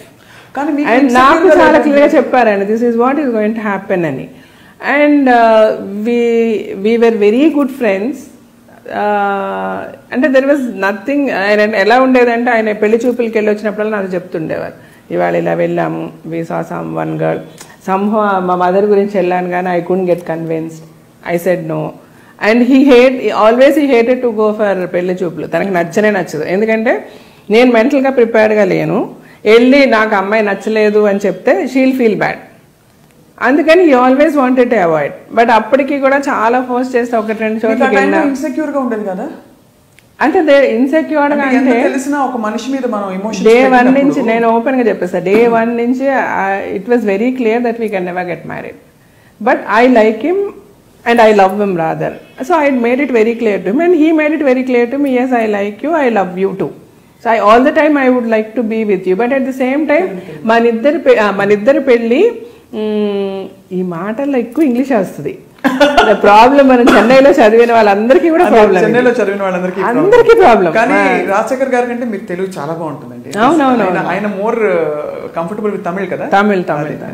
So అయితే ఏం చెప్తున్నాను, ముందు నుంచి తెలుసు తనైతే తను నన్ను చేసుకోలేరని. అలాగే నాకు కూడా తెలుసు మా ఇద్దరి పెళ్లి జరగదు బికాస్ వాళ్ళ ఇంట్లో ఒప్పుకోరు అని చెప్పి. But even then we liked each other. We very very చాలా ఓపెన్గా అంటే బాగా కలుస్తాయి మా ఇద్దరి వ్యూస్. మేము ఇద్దరం పెళ్లి చేసుకుంటే బాగుంటుంది కానీ బట్ అందరికీ నచ్చి చేసుకోవాలి అన్నది తన థాట్. వాళ్ళ ఇంట్లో వాళ్ళు యాక్సెప్ట్ చేస్తేనే తను పెళ్లి చేసుకోవాలి, లేదంటే చేసుకోకూడదు అన్నది. తనకి యాక్సిడెంట్ అయింది కదా మగాడు మూవీలో, అదే దాని వల్లనే అయింది. అట్లాగా అంటే వాళ్ళు చూసి అప్పుడు వాళ్ళు నాతో ఇంటరాక్ట్ అయ్యే అవకాశం వచ్చింది, నా గురించి తెలుసుకొని. లేకపోతే ఎన్నిసార్లు వాళ్ళు కాదన్నా కూడా నా సైడ్ ఎప్పుడు అడ్వాంటేజ్ తీసుకోవడం అనేది ఉండేది కాదు. నేను రాజశేఖర్ గారు వెళ్ళి పెళ్లి చూపులు చూసి ఆయన పెళ్లి చేసుకుంటానని చెప్పేవారు. వాళ్ళ అమ్మ ఎవరిని చూస్తే వాళ్ళని చేసి ఈవెన్ ఇంటర్వ్యూస్లో కూడా అట్లాగే చెప్పేవాళ్ళు. ఎక్కడ కూడా తెలియదు మా మధ్య ఏ ప్రాబ్లమ్స్ లేవు, నా వల్ల ఏ ప్రాబ్లమ్స్ లేవు, వాళ్ళ ఇంటి వాళ్ళకి కూడా ఏమీ ప్రాబ్లమ్స్ లేదు. సో బట్ ఈ యాక్సిడెంట్ తర్వాత ఆయన హాస్పిటల్లోనే ఉన్నప్పుడు వాళ్ళు రావడం, నేను ఉండడము, అట్లాగా ఒకరికొకళ్ళు మాట్లాడుకోవడము చేసుకోవడము. దెన్ తర్వాత ఇప్పుడు ఎట్లా అంటే వాళ్ళ ఇంట్లో ఆయనకంటే నాతోనే ఎక్కువ మాట్లాడతారు అందరూ. ఏ ఇష్యూనే నాతోనే డిస్కషన్ ఉంటుంది, నా తర్వాతనే రాజశేఖర్ గారితో. సో అయిపోయాను. నేను చాలా ప్రౌడ్గా చెప్పగలను. మా అత్తగారైనా మామగారైనా లేకపోతే రాజశేఖర్ గారి బ్రదర్స్ అయినా సిస్టర్స్ అయినా ఎవరన్నా కూడా ఆ ఫ్యామిలీలో ఏ ఇష్యూనా ముందు నాతోనే చెప్తారు, తర్వాత ఆయనతో చెప్తారు. అట్లా. సో మీ పెళ్ళయ్యే టైంకి మీరు ఇద్దరు ఎస్టాబ్లిష్డ్, బాగా ఎస్టాబ్లిష్డ్ అండ్ ఇద్దరు యాక్టింగ్ ఓరియంటెడ్. అంతేగా, అదే కదా. అంటే రాజశేఖర్ గారికి బాగా యాక్షన్ ఫిల్మ్స్ వచ్చాయి చాలా. అంటే మా తలంబ్రాల నుంచి స్టార్ట్ చేసిన తర్వాత ఇద్దరు మాకు అసలు అంటే ఆయన హీ డిడ్ంట్ లుక్ బ్యాక్. ఆయన మళ్ళీ వెనక్కి తిరిగి చూడాల్సిన అవసరం లేనన్ని మంచి సినిమాలు చేశారు. అన్ని క్యారెక్టర్స్ మంచి క్యారెక్టర్స్ వచ్చాయి. అలాగే మేము ఇద్దరం కలిసి ఒక 10 సినిమాల వరకు యాక్ట్ చేసాం. 10 మంచి సినిమాలే, అన్ని ఆల్మోస్ట్ 100 days ఆడిన సినిమాలే. ఆ తర్వాత ఇంత ఒక హ్యాండ్సమ్ హీరోని మీరు పెళ్లి చేసుకుంటున్నారు. అండ్ న్యాచురల్లీ చాలా మంది అమ్మాయిలు ఆయనకు లైన్ వేసి ఉంటారు, ఫోన్ చేసి ఉంటారు, ఫోన్లు, ఫ్యాన్స్, రకరకాలుగా హీరోయిన్స్ తో వర్క్ చేస్తారు. అండ్ ఇండస్ట్రీ కొంచెం అంటే అప్పట్లో చెప్పేవాళ్ళు దట్ ఇండస్ట్రీలో ఆ ప్రాక్సిమిటీ వల్ల రిలేషన్షిప్స్ తొందరగా ఏర్పడిపోతాయని చెప్పేసి. అంతే కదా, హీరో హీరోయిన్స్ మధ్య కావచ్చు. అప్పుడే కాదు ఇప్పుడు ఎప్పుడన్నా అంతే అది. బట్ ఎప్పుడు మీరు ఇన్సెక్యూర్ ఫీల్ అవ్వలేదు ఒక స్త్రీగా? అస్సలు లేదు. అంటే మీ మీద ప్రేమ తగ్గిపోతుందని అట్లా లేదు, ఎప్పుడు నాకు అనిపించలేదు. నేను ఒకటి ఏంటంటే బేసికల్గా నేను చాలా స్ట్రాంగ్గా నేను చాలా స్ట్రాంగ్గా బిలీవ్ చేసుకుంటా ఒకటి. రెండోది బికాస్ నేను కరెక్ట్గా ఉంటే నన్ను వదిలి ఎవరు వెళ్ళలేరు. నా పిల్లలు అవనివ్వండి, నా హస్బెండ్ అవనివ్వండి, నా ఫ్రెండ్స్ అవనివ్వండి. నేను కరెక్ట్గా ఉన్నంత వరకు, నా సైడ్ నుంచి ఏ ఇన్కన్వీనియన్స్ లేనంత వరకు, నేను వాళ్ళని అర్థం చేసుకున్నంత వరకు, నేను వాళ్ళకి ఒక అవకాశం ఇవ్వనంత వరకు వాళ్ళు ఎలా వెళ్తారు? ఎక్కడన్నా ఏ రిలేషన్షిప్లోనన్నా ప్రాబ్లం వచ్చిందంటే ఏదో ఒక అవకాశం వాళ్ళకి కల్పించడం వల్లనే వస్తుంది. అది వైఫ్ అండ్ హస్బెండ్ అవనివ్వండి, పిల్లల మధ్య అవనివ్వండి, ఏమన్నా అవనివ్వండి. మనం అండర్స్టాండింగ్గా మనం కాంప్రమైజింగ్గా వెళ్ళిపోతూ ఉంటే గొడవలే రావు. గొడవలు రానప్పుడు వాళ్ళు మనకి దూరం అయిపోతారన్న భయము ఉండదు. నేను ఎప్పుడు అదే బిలీవ్ చేస్తా, అదే ఫాలో చేస్తా. ఇంతవరకు నేను సక్సెస్ఫుల్గానే ఉన్నా. సో నాకు ఎప్పుడు కూడా ఇన్సెక్యూరిటీ అనిపించలేదు. అదే నేను చెప్తున్నా మీకు, రాజశేఖర్ గారి దగ్గర నాకు నచ్చింది అదే. ఆయనకి ఫ్యాన్స్, అమ్మాయిలు, అభిమానులు ఎవరున్నా కూడా నాతో డిస్కస్ చేయకుండా, నాతో చెప్పకుండా ఏ ఇష్యూ ఉండదు. ఒకవేళ ఒక అమ్మాయి ఫోన్ చేసి మీరు నా దగ్గరికి రండి అని అన్నా కూడా నాతో ఆయన చెప్తారు. ఇట్లా పలానా అమ్మాయి ఒక ఫోన్ చేసి ఇట్లా నాకు ఫోన్ చేసింది తెలుసా అన్నది కూడా. చాలా ఇన్సిడెంట్స్. ఒకరోజు అయితే ఆయన కంగారు ఒంగోలులో మేము షూటింగ్కి, అప్పటికి ఇంకా మా పెళ్లి కూడా కాలే. బట్ అదే నేను చెప్పాను కదా, వి ఆల్వేస్ ఎప్పుడు అనుకునేవాళ్ళు మన ఇద్దరం పెళ్లి చేసుకుంటే బాగుంటుంది, కానీ పెళ్లి చేసుకోవడానికి అందరూ ఒప్పుకోవాలి.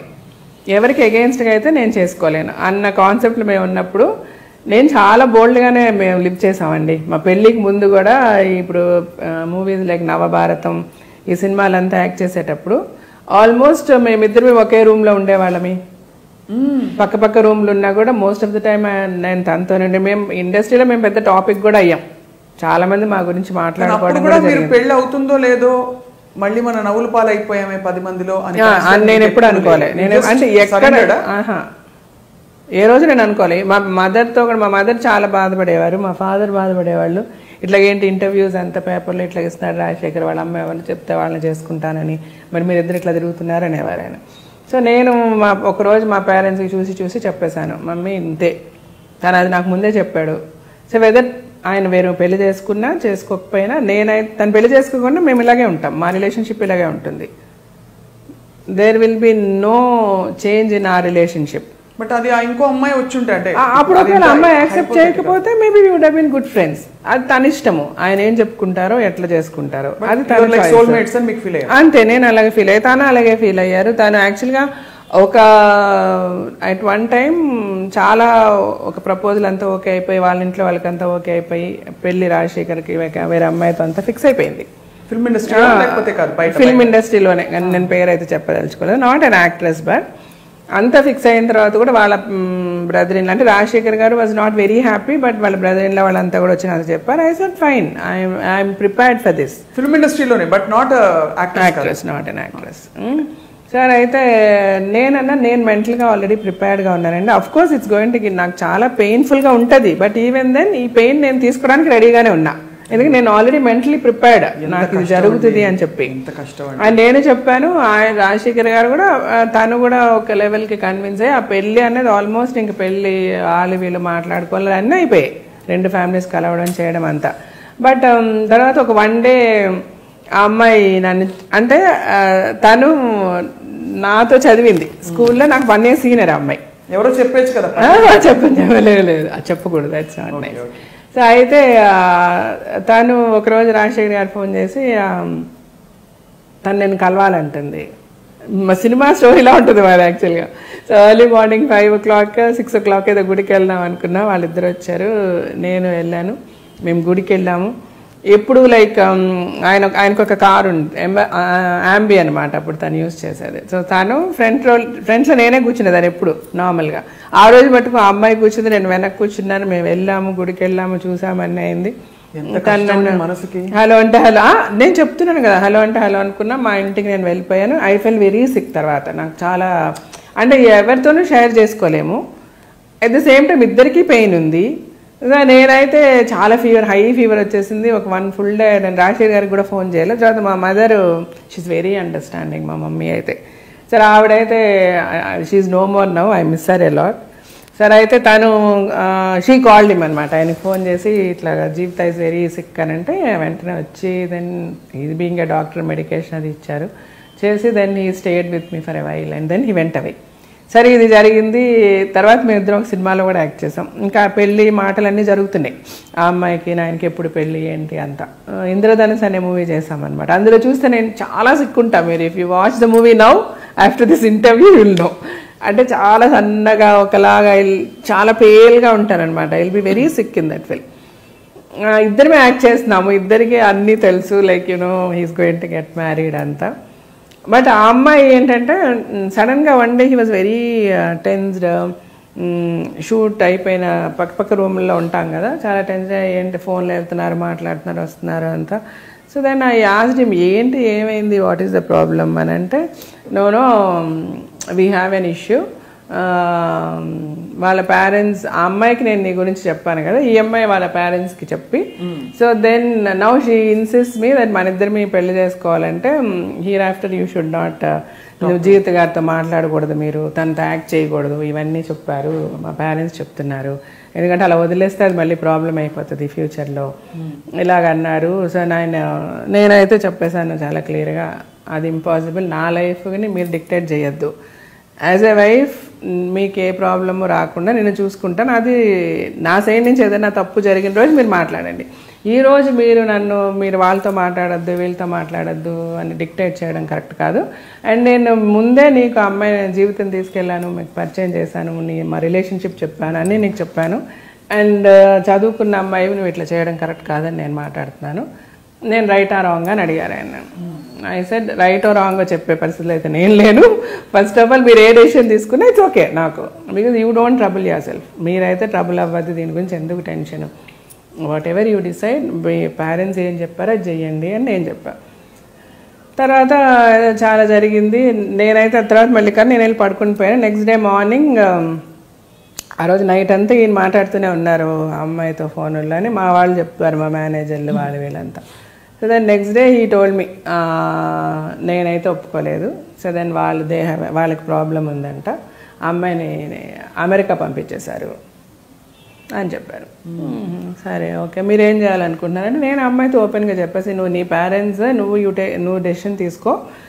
అమ్మాయికి యాక్చువల్గా ఈ ప్రపోజల్ వచ్చింది, ఆ అమ్మాయి చాలా ఇష్టపడి ఈయన చేసుకోవాలని చాలా పెద్ద లెవెల్లో వచ్చే మాట్లాడారనమాట. సో ఈయనకి బాగా తెలుసు అమ్మాయికి ఆయన అంటే ఇష్టమని. సో నా వరకు అయితే నీకు ఏ అష్యూరెన్స్ అయితే నేను ఇచ్చానో అవన్నీ ఓకే. అలాగే మా పేరెంట్స్కి కూడా ఇష్టం కాబట్టి ఐ విల్ మ్యారీ యూ, నేను కేర్ఫుల్గా నేను చాలా బాగా చూసుకుంటా. బట్ జీవిత విషయం నేను ముందు నుంచి నీకు చెప్పిందే. తను ఎప్పుడు కూడా నాకు మంచి ఫ్రెండ్గా ఉంటుంది. మా రిలేషన్షిప్ ఎంతవరకు ఉంటుందని అది నీకు అనవసరం. మేబీ నేను తర్వాత కూడా తనతో మాట్లాడినేమో, అది వేరే. బట్ నాకు అది కండిషన్గా పెడితే నాకు నచ్చదు. అది నాకు I cannot take it. So you take a call, నీ పేరెంట్సా నేనా అని నేను చెప్పేశాను. తను వాళ్ళ పేరెంట్స్ మాట విని యూఎస్ వెళ్ళిపోయింది. ఫర్గెట్ ఇట్ అన్నారు ఆయన, అంతే. ఆ తర్వాత మామూలుగా మేము 2-3 ఫిల్మ్స్ యాక్ట్ చేసాము. మగాడు టైంలో ఈ మెట్ విత్ అన్ యాక్సిడెంట్. ఆ యాక్సిడెంట్ అయితే వాళ్ళ ఫ్యామిలీ. సో ఐడియా ఎక్కడి నుంచి వచ్చింది, పెళ్లి చేసేసుకోండి మీరు ఇంకా చాలు అనేసి? పెద్దవాళ్ళు చెప్పారా? వాళ్ళే చెప్పారు. వాళ్ళే అంటే ఇంకా యాక్సిడెంట్ తర్వాతనే హాస్పిటల్లోనే ఉన్నారు ఆయన. ఆల్మోస్ట్ 1 month 1.5 month హాస్పిటల్లో ఉన్నారు. తనతో నేను హాస్పిటల్లోనే ఉన్నా. ఆ తర్వాత ఇంకా హాస్పిటల్ నుంచి డైరెక్ట్గా వాళ్ళ ఇంటికే తీసుకెళ్ళాను. నేను మా ఇంటికి కూడా పంపేలా. వెంటనే పెళ్ళి అని అనుకున్నారు. బట్ ఆయనకు ఆల్మోస్ట్ 1 year అయింది కోలుకోవడానికి, రాజశేఖర్ గారికి. He was almost on crutches for about 7-8 months crutches మీదే ఉన్నారు తను. అప్పుడంతా నేను వాళ్ళ ఇంట్లోనే ఉన్నా. టోటల్ ఇంకా తను టేక్ కేర్ చేసిందంతా నేనే, నాకే వదిలేశారు మొత్తం. తర్వాత తనకు బాగా అయిన తర్వాత పెళ్ళి అని అనుకున్నాము. ఆ లోపల మా ఫాదర్ చనిపోయారు. ఇంకా మళ్ళీ 1 year ఆగి పెళ్లి చేసుకున్నాం అనమాట. ఇదంతా డెస్టినీ అంటారా, లేకపోతే నేను డెస్టినీ భర్త అయ్యుండొచ్చు రాజశేఖర్, అంతే కదా. బట్ హ్యాట్స్ ఆఫ్ ఏంటి తెలుసా జీవిత గారు, ఒక మనిషిని అంత అమితంగా ప్రేమించినప్పుడు ఏదో ప్రేమలో స్వార్థం ఉండకూడదు, స్వేచ్ఛ ఉండాలని అంటారు. కానీ ఆ టైంలో మీరు ఎంత పెయిన్ పడి ఉంటారండి. అంటే ఈ మనిషి బికాస్ పెళ్ళయ్యాక వాళ్ళు ఎంత ట్రై చేసినా డైవర్ట్ అయిపోవచ్చు, డిస్ట్రాక్ట్ అయిపోవచ్చు, దూరం అయిపోవచ్చు. ఎంత స్ట్రాంగ్ గా ఉంటే మీరు అలా. అంతే, నేను చాలా మొండి, మా అమ్మ చెప్తారు. నేను చాలా పేషెంట్, చాలా మొండిగా కూడా ఉంటారు చిన్నప్పటి నుంచి. అంటే చాలా పేషెంట్గా ఉంటా. అట్ ద సేమ్ టైం నేను ఏదైనా ఒకటి అనుకుంటే ఇంకా మళ్ళీ దాన్ని ఎవరు రివర్స్ చేయలేరు. ఒంగోలు ఎవరు అమ్మాయి వెంటపడింది అన్నారు? అవును, ఒంగోలు షూట్. అప్పుడు నవభారతం అనే మూవీ షూటింగ్కి వెళ్ళామన్నమాట. పక్కన రూమ్స్ మా ఇద్దరివి. సడన్గా ఆయన షూట్ అయిపోయింది, నేను నా రూమ్కి వెళ్ళాను. ఆయన రూమ్కి వెళ్ళాను, మళ్ళీ ఫుట్బాల్లో ఆయనకు రిటర్న్ వచ్చి నా రూమ్కి వచ్చారు. అయ్యో జీవిత, నా రూమ్లో ఎవరో ఒక అమ్మాయి ఉంది, ఏంటి ఏమైందంటే ఎవరో ఫ్యాన్ అంట, వీడే మేకప్ మేనేమో చూడ్డానికి వచ్చాను, మీరు రూమ్లో వెయిట్ చేయండి మేడం, సార్ వస్తారని చెప్పాడంట. ఆ అమ్మాయి ఏమో వెళ్ళనంటుంది అని అంటే అప్పుడు మళ్ళీ నేనే వెళ్ళి పంపించాను అమ్మాయిని అట్లా. సో అది ఆయన హైడ్ చేయరు, అది చాలా ఇష్టం నాకు తన దగ్గర. ఎప్పుడైనా అంటే ఫ్రెండ్ గా చెప్పుకుంటారు కాబట్టి ఫలానా అమ్మాయి అందంగా కనిపిస్తోంది నాకు అని చెప్తారు. అలాంటి చెప్పారా? అట్రాక్టెడ్ టు హర్ అని అట్లాగే ఎప్పుడు చెప్పలేదు, కానీ ఆయన ఎప్పుడు చెప్తారు నాకు చాలా మంది అందంగా కనబడతారు, చాలా మంది సెక్సీగా కనబడతారు, చాలా మంది అట్రాక్టివ్గా కనబడతారు, but I'm never attracted towards anybody. ఏదో పర్మనెంట్గా నేను వెళ్ళిపోయి అమ్మాయి నాకు కావాలన్నప్పుడు అన్నట్టు నేను ఎవరిని చూసి అట్రాక్ట్ కాలేదని చెప్తారు. టెంపరీగా ఆఫ్ కోర్స్ ఎనీ మెన్ ఉండేది, నేను ఎక్సెప్షన్ అని చెప్పను ఎవరిని. అంటే ఫ్రాంక్ గా దేర్ ఇస్ నో శ్రీరామచంద్రుడు అమాంగ్ మెన్ అని నేను చాలా ధైర్యంగా ఎంత పెద్ద డిస్కషన్ పెట్టినా నేను ఫాలో చేసి నేను పార్టిసిపేట్ చేసి మాట్లాడగలను. కూడా కండక్ట్ చేశారు కదా, బికాజ్ ఇది ఇంటింటి రామాయణం అంతే. బట్ అందరికి మీకున్నంత కాన్ఫిడెన్స్ మీకున్నంత ఇది ఉండదు. అందులోనే మెయిన్ ప్రాబ్లమ్స్ వచ్చేది. ఇప్పుడు నేను చేసే షోస్ లో కూడా అదే చెప్తా, షోలో కూడా మీరు మీరు స్ట్రాంగ్ గా బిలీవ్ చేసి వదిలేసిన రోజు వాళ్ళు ఎటు వెళ్ళరు మెన్. మీరు ప్రాక్టికల్ లెవెల్లో మాట్లాడితే మీరు ఇచ్చే సలహా ఎక్కడ పోతావు పో అని వదిలేయాలా? అంతే. పోతావు పో, ఎంత దూరం పోతావు అంతే. వేర్ విల్ యూ కమ్ అంటే as long as a wife me self respect ని కాపాడేంత వరకు. ఇంకొక అమ్మాయితో ఒక భర్త వెళ్తే ఎలా అంటే ఎలా డీల్ చేస్తారు సోషల్ సిచ్యువేషన్స్? అంటే ఇంకొక అమ్మాయితో పబ్లిక్ గా ఒకడు వెళ్ళేసి తిరిగేసి ఈ అమ్మాయి నేను ఉంచుకున్నాను, లేకపోతే ఈ అమ్మాయితో నాకు ఎఫ్ఐఆర్ ఉందని పబ్లిక్ గా ఏ మగవాడు చేసినా వాడితో ఉండాల్సిన అవసరం లేదు కదా, out.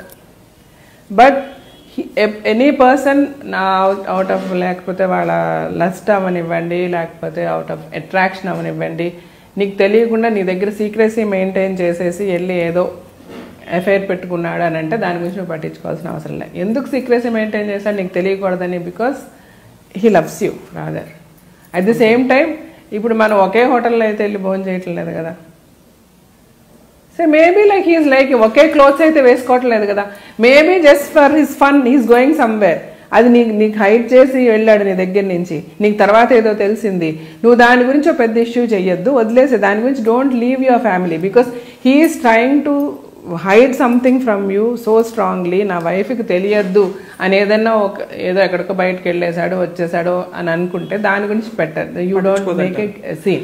But at the same time he's cheating on you, he's maintain. ఇంకొక పెళ్లి చేసుకున్నాడో లేకపోతే ఇంకొక ఫ్యామిలీని పెట్టాడో, నిన్ను వదిలేసాడు, నేను పట్టించుకోవట్లేదు, నీ పిల్లల్ని పట్టించుకోవట్లేదు, నిన్ను రోడ్డు మీదకి తీసుకొచ్చేసారంటే అలాంటి వాడితో ఉండాల్సిన అవసరం లేదు. దాని గురించి డిస్కషనే వద్దు.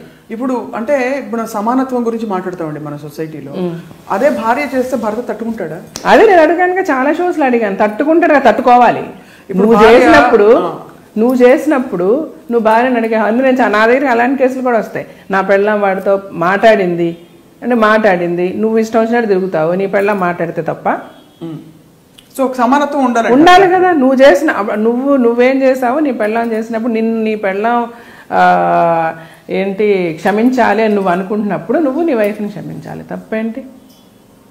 ఏం తేడా ఉంది నీకు నీ పెళ్ళానికి? ఇవాళ రేపు నువ్వు పనిచేస్తే ఇంతకు ముందన్నా అట్లీస్ట్ మగాడు బయటకు వెళ్ళాడు, పనిచేశాడు, సంపాదించాడు, తీసుకొచ్చాడు అనేవాళ్ళు. కానీ సంపాదించి తీసుకురావడం ఎంత పెద్ద పనో, ఇంట్లో ఉండి ఫ్యామిలీ మెయింటైన్ చేయడం అంతకంటే పెద్ద పని అన్నది మీకు అర్థం కాలేదు. సరే వదిలేద్దాం, అది మీ గొప్పతనం, మీరు సంపాదించారు అనుకుంటే ఈరోజు ఆడవాళ్ళు కూడా ఈక్వల్గా సంపాదిస్తున్నారు. కాబట్టి 210% అందరూ ఏదో వదిలేసి తిరగాలని కాదు, అసలు అలా జరిగిపోతే ఎలా డీల్ చేయాలో ఇది మీ సలహా. నా సలహా 210%. నేను అంటాను, నువ్వు మొగుడుగా నువ్వు నీ భార్య నిన్ను అర్థం చేసుకోవాలని నువ్వు ఎంత అనుకుంటున్నావో, నువ్వు భర్తగా నీ భార్యను అంతే అర్థం చేసుకోవాలి. తను నిన్ను బిలీవ్ చేయాలని నువ్వు ఎంత అనుకుంటున్నావు, నువ్వు తను అంతే బిలీవ్ చేయాలి. ఎవరితోనో బైక్లో కనబడిందంటే వదిలేసా, లేకపోతే ఎవడో ఫోన్ చేశాడంటే వదిలేసా. ఏంటి తప్పు? ఫోన్ చేస్తే మాట్లాడితే నువ్వెవరితో మాట్లాడలేదా, నువ్వెవరితో ఫోన్లతో మాట్లాడలేదా, ఎవరికి లిఫ్ట్లు ఇవ్వలేదా? జెన్యున్గా నేను మా పిల్లలకు కూడా అదే చెప్తాను. నీకు యువర్ హస్బెండ్ ఈజ్ రైట్ అనుకుంటే you live. Your husband is wrong. తప్పు చేసేవాడో లేకపోతే అవమానించేవాడిని భరించి ఎందుకుంటారు, ఎందుకు కొట్టించుకుంటారు? ఎలా కొడతారంటే వాళ్ళు, ఎలా దెబ్బలు తింటారంటే పాపం ఈ most of the uneducated women ఈ బతుకు చెట్కా బండికి వచ్చినప్పుడు ఎలాగంటే వాళ్ళని ఒక బానిసల్లాగా ట్రీట్ చేస్తారు. హస్బెండ్స్, అయినా వాళ్ళు పడి ఉంటారు. మళ్ళీ సంపాదించేది వీలే, పోషించేది వీలే. సో నేను అంటే ఇది చాలా వాళ్ళకి చదువు లేదు, వాళ్ళకి ఏంటి, వాళ్ళు ఎలా బయటికి రావాలో తెలియదు, బయటకు వస్తే ఏమైపోతామని చుట్టుపక్కల చెప్పే మాటలు. నేను అందుకని ఆయన లాయర్తో కూర్చోబెట్టుకుంటా, సైకియాట్రిస్ట్ని పెట్టుకుంటా, వాళ్ళకి లీగల్గా ఏమేమి దారులు ఉన్నాయో అన్నీ చెప్తా, ఎలా ఫైట్ చేయొచ్చో చెప్తాను, ఎలాగ వాళ్ళని మీకు న్యాయం. ఫైట్ చేయడం పాయింట్ అయ్యాక ఓపిక ఉండదు. అదే బికాస్ ఎక్కడో అక్కడ బాధ్యతలు ఉంటాయి, మానసికంగా కృంగిపోయి ఉంటారు. ఎగ్జాక్ట్లీ. ఇప్పుడు ఫైట్ చేయాలా, కొత్త జీవితం బిల్డ్ చేసుకుని ఉద్యోగం పనో వెతుక్కుని వెళ్తారా? అంటే నేను అనేది కాన్ఫ్లిక్ట్ ఏమీ లేదు అందులో. ఒక మన మైండేనండి, ఒకసారి డిసైడ్ చేసేసుకొని ఇతను వద్దు నాకు అని వదిలేసుకొని బయటకు వస్తే అంటే 110% చాలా కంఫర్టబుల్గా వాళ్ళు బ్రతికేస్తారు. ఏం జరుగుద్ది అన్నది ఏమీ లేదు, ఎందుకంటే ఆల్మోస్ట్ 80% సంపాదించేది వాళ్ళే. కాబట్టి ఆ కాన్ఫ్లిక్ట్ తీరినంత వరకు వాళ్ళకి సంఘర్షణ ఉంటుంది. అంటే నా మొగుడిని వదిలేయాలా లేదా అని ఒక డెసిషన్ తీసుకోవడం చూసారా, అదే ప్రాబ్లం. అది అక్కడ స్టక్ అయిపోతారు. అయ్యో నేను ఇతనితో కలిసి కాపురం చేశా కదా, ఇతనితో కలిసి ఇలా ఉన్నా కదా, ఇతనితో కలిసి ఇలా చేశాను అని వీళ్ళు ఆలోచించినంత వాళ్ళు ఎంతవరకు ఆలోచిస్తారు. అలా కొన్ని కేసెస్లో పాపం మగవాళ్ళు ఆలోచించుకొని ఆడవాళ్ళు వదిలేసిన కేసెస్ కూడా ఉన్నాయి. బట్ అది పర్సంటేజ్ తక్కువ. బట్ మోస్ట్లీ సఫర్ అవుతుంది విమెన్. ఎందుకు జీవిత గారు ఈ క్రమంలో మీ మీద ఎవరో కేసు పెట్టారన్నారు? అది యాక్చువల్గా నా మీదకి అదే ఎంత నాకు మీడియా హౌస్ స్టూపిడిటీ షో అంటే బతుకు చెక్క బండికి ఎవరో మేనేజర్ ఫోన్ చేసి, అంటే ఎవరు వైఫ్ కంప్లైంట్ చేసింది, హస్బెండ్ని పిలిస్తే వాడు రానన్నాడంట. రానంటే నీ మీద పోలీస్ కేసు పెడతాం, నువ్వు రావాలి అని చెప్పారంట. ఫస్ట్ ఆఫ్ ఆల్ అది తప్పే లేదు, వాళ్ళు చెప్పుంటే పోలీస్ కేసు పెట్టాలి. ఇప్పుడు ఎందుకంటే పెళ్ళాలను ఇష్టం వచ్చినట్టు వదిలేసి ఇక్కడ పెళ్లి చేసుకొని పక్క వీధిలోకి వెళ్ళి ఇంకొకరిని పెళ్లి చేసుకొని, ఆ పక్క ఊర్లోకి వెళ్ళి ఇంకొక ఇద్దరిని పెళ్లి చేసుకొని అలాగైపోయింది. ఇక్కడ ఏంటంటే స్ట్రిక్ట్ లా లేదు, ఎవడు మమ్మల్ని పనిష్ చేస్తాడు, ఎవడేం అడుగుతాడు, ఎవరు పోలీస్ స్టేషన్ చుట్టూ తిరుగుతారు, ఎవరు కోర్టు చుట్టూ తిరుగుతారు, నా ఇష్టం అని చాలా మంది చేస్తున్నారు. సో అలాంటి వాళ్ళకి మనం సహాయం చేయాలని చూస్తున్నాం. సో నీ పెళ్ళం వచ్చి కంప్లైంట్ ఇచ్చింది నీ గురించి, నేను రమ్మన్నప్పుడు నువ్వు రా, వచ్చి ధైర్యంగా మాట్లాడు, నువ్వు ఎందుకు దాక్కుంటున్నావు? సో దీనినే సరే వీళ్ళు పిలిచేటప్పుడు బీజేపీ నుంచి పిలిచేటప్పుడు ఎవరో మేనేజర్ మాట్లాడి, ఇలా నేను జీవిత గారి మేనేజర్ని, నువ్వు వస్తావా రావా షోకి, నీ మీద పోలీస్ కంప్లైంట్ ఇస్తావా లేదంటే అని అన్నారు. దీన్ని వాడు వెళ్ళి ఏదో కంప్లైంట్ పెట్టాడు. కంప్లైంట్ పెడితే అసలు ఆ కంప్లైంట్ తీసుకున్న వాళ్ళు ఎలా తీసుకున్నారు, సరే తీసుకున్నా నా మీద ఏంటి ప్రాబ్లము? నేను I'm just anchoring the show. ఏదైనా ఉంటే జీటీవీ వాళ్ళని అడగాలి. నాకు మేనేజర్ ఉన్నారా? నాకెవరు మేనేజర్ లేరు. నా మేనేజర్లు మాట్లాడారా? నేను మాట్లాడానా? సరే పోనీ ఇదన్నీ కూడా పక్కన పెడితే అసలు ఏం జరిగింది, నా మీద ఒక కేసు ఫైల్ అయ్యిందా, నన్ను వచ్చి ఎవడన్నా పిలిచాడా, నన్ను వచ్చి ఎవడన్నా అడిగారా, ఏ పోలీసులు నాకు ఫోన్ చేశారా, ఏదీ లేదు. ఇది ఓన్లీ మీడియా. ఆడట్లా పోలీస్ స్టేషన్లో కంప్లైంట్ ఇచ్చాడనగా నీకు మొత్తం నా ఫోటో వేసేసి బీజేపీ అది అంటే చాలా ఓన్లీ పబ్లిసిటీ స్టంట్ తప్పితే అక్కడ జరిగింది ఏమీ లేదు. అసలు ఇప్పుడు సాల్వ్ అయిపోయింది కదా. అంటే అసలు అప్పటికే అది వాడు కేసు లేదు, ఏమి లేదు, వాడు పెట్టిన వాడిని ఆడనే 4 ధన్యాలు తీసుకెళ్లారు, వెళ్ళిపోయారు, అంతా అయిపోయి. వాడెవడో తాగుపోతూ ఆడి పెళ్ళం కంప్లైంట్ ఇచ్చింది. అసలు నేను అనేది ఇంత మీడియా ఎందుకు అట్లా ఫోకస్ చేస్తారు? Not only this, for example ఏదో నాకు ఇంతకు ముందు కూడా అది చెక్ బౌన్స్ కేసులని, ఇప్పటికి కూడా మీరు వెబ్సైట్లో చేస్తే ఫస్ట్ జీవిత రాజశేఖర్ చెక్ బౌన్స్ కేసు అని వస్తుంది. బట్ అది ఎందుకు ఉంచుతారు, ఎందుకు అందులో జరిగింది ఏంటి, జరగంది ఏంటి, ఎవరు చెప్తారు? అదే చెప్తున్నాను. ఇప్పుడు మేము ప్రొడ్యూసర్స్, నేను మూవీస్ ప్రొడ్యూస్ చేశాను, 4 సినిమాలు ప్రొడ్యూస్ చేశాను. సో మనం సినిమా ప్రొడ్యూస్ చేసేటప్పుడు ఏం చేస్తాం, నార్మల్గా సినిమా అంతా డబ్బులు చేతిలో పెట్టుకొని సినిమా తీసే అంత స్తోమత ఎవరికి లేదు, అంటే కొంతమందికి తప్ప. సో మనం ఫైనాన్స్ తీసుకుంటాం, చేస్తాం. చాలామందికి పేమెంట్స్కి చెక్స్ ఇస్తాం, పోస్ట్ డేటెడ్ చెక్ వేసేసి మేము చెప్పినప్పుడు డబ్బులు వేసుకోండి బాబు అంటాం. ఈ సినిమా రిలీజ్ అప్పుడు అంతా హడావిడి ఉంటుంది, ఏదో ఆ లెటర్స్ ఉంటాయి, అవి ఉంటాయి, మనం సెటిల్మెంట్లు చేసేసి, అంటే కొంతమందికి చెక్కులు ఇచ్చిన వాళ్ళకి కూడా, మనం గ్యారంటీకి ఇచ్చిన చెక్కులు ఇచ్చిన వాళ్ళకి కూడా పేమెంట్స్ చేసేస్తాం, వాళ్ళ దగ్గర నుంచి చెక్కులు తీసుకోం. కరెక్ట్గా గుర్తు ఉండదు ఎన్ని చెక్కులు పెట్టాం ఏంటి ఫైనాన్షియల్స్. అలాగే ఏదన్నా పెట్టుకొని ఎవడో ఏదో వేసి ఉంటాడు. యాక్చువల్గా మాకు జరిగింది అది. ఎవడైతే నాకేంటిలో మా పార్ట్నర్స్ వాళ్ళు డబ్బులు పెట్టింది ఎంత పెట్టారు, వాళ్ళకి ఎంత వచ్చింది, వాళ్ళు ప్రొడ్యూసర్స్కి ఎంత ప్రమోట్ అయ్యారు, అదంతా ఎవరికి అక్కర్లే లెక్క. వాడేదో వాడి దగ్గర పాత లెక్క ఉన్న చెక్కులు ఏదో వేసేసి నాకు 10 లక్షలు 15 లక్షలు కావాలని వాడు బౌన్స్ చేసి, వాడు ఇప్పుడు ప్రాబ్లంలో ఉన్నాడు కాబట్టి సినిమాలో ఇప్పుడు మనం ఇద్దరం కలిసి ప్రొడ్యూస్ చేస్తే ప్రాఫిట్ వస్తేనే కదా డబ్బులు ఇస్తారు. ప్రాఫిట్ రాని ఎలా డబ్బులు వస్తాయి? It's simple logic. నువ్వు పెట్టేటప్పుడు నువ్వు 20 లక్షలు పెట్టా, నేను 20 లక్షలు పెట్టా, మనకి డబ్బులు వస్తే నువ్వు 20 లక్షలు, నేను 20 లక్షలు ఇస్తాను. రానప్పుడు మనం పెట్టిన పెట్టుబడి పోతుంది కదా. నేను పెట్టిన పెట్టుబడి నాకు ఇవ్వండి, మన ఇద్దరం పార్ట్నర్స్, అప్పుడు నీకు ఎట్లా ఇస్తాం పెట్టిన పెట్టుబడి?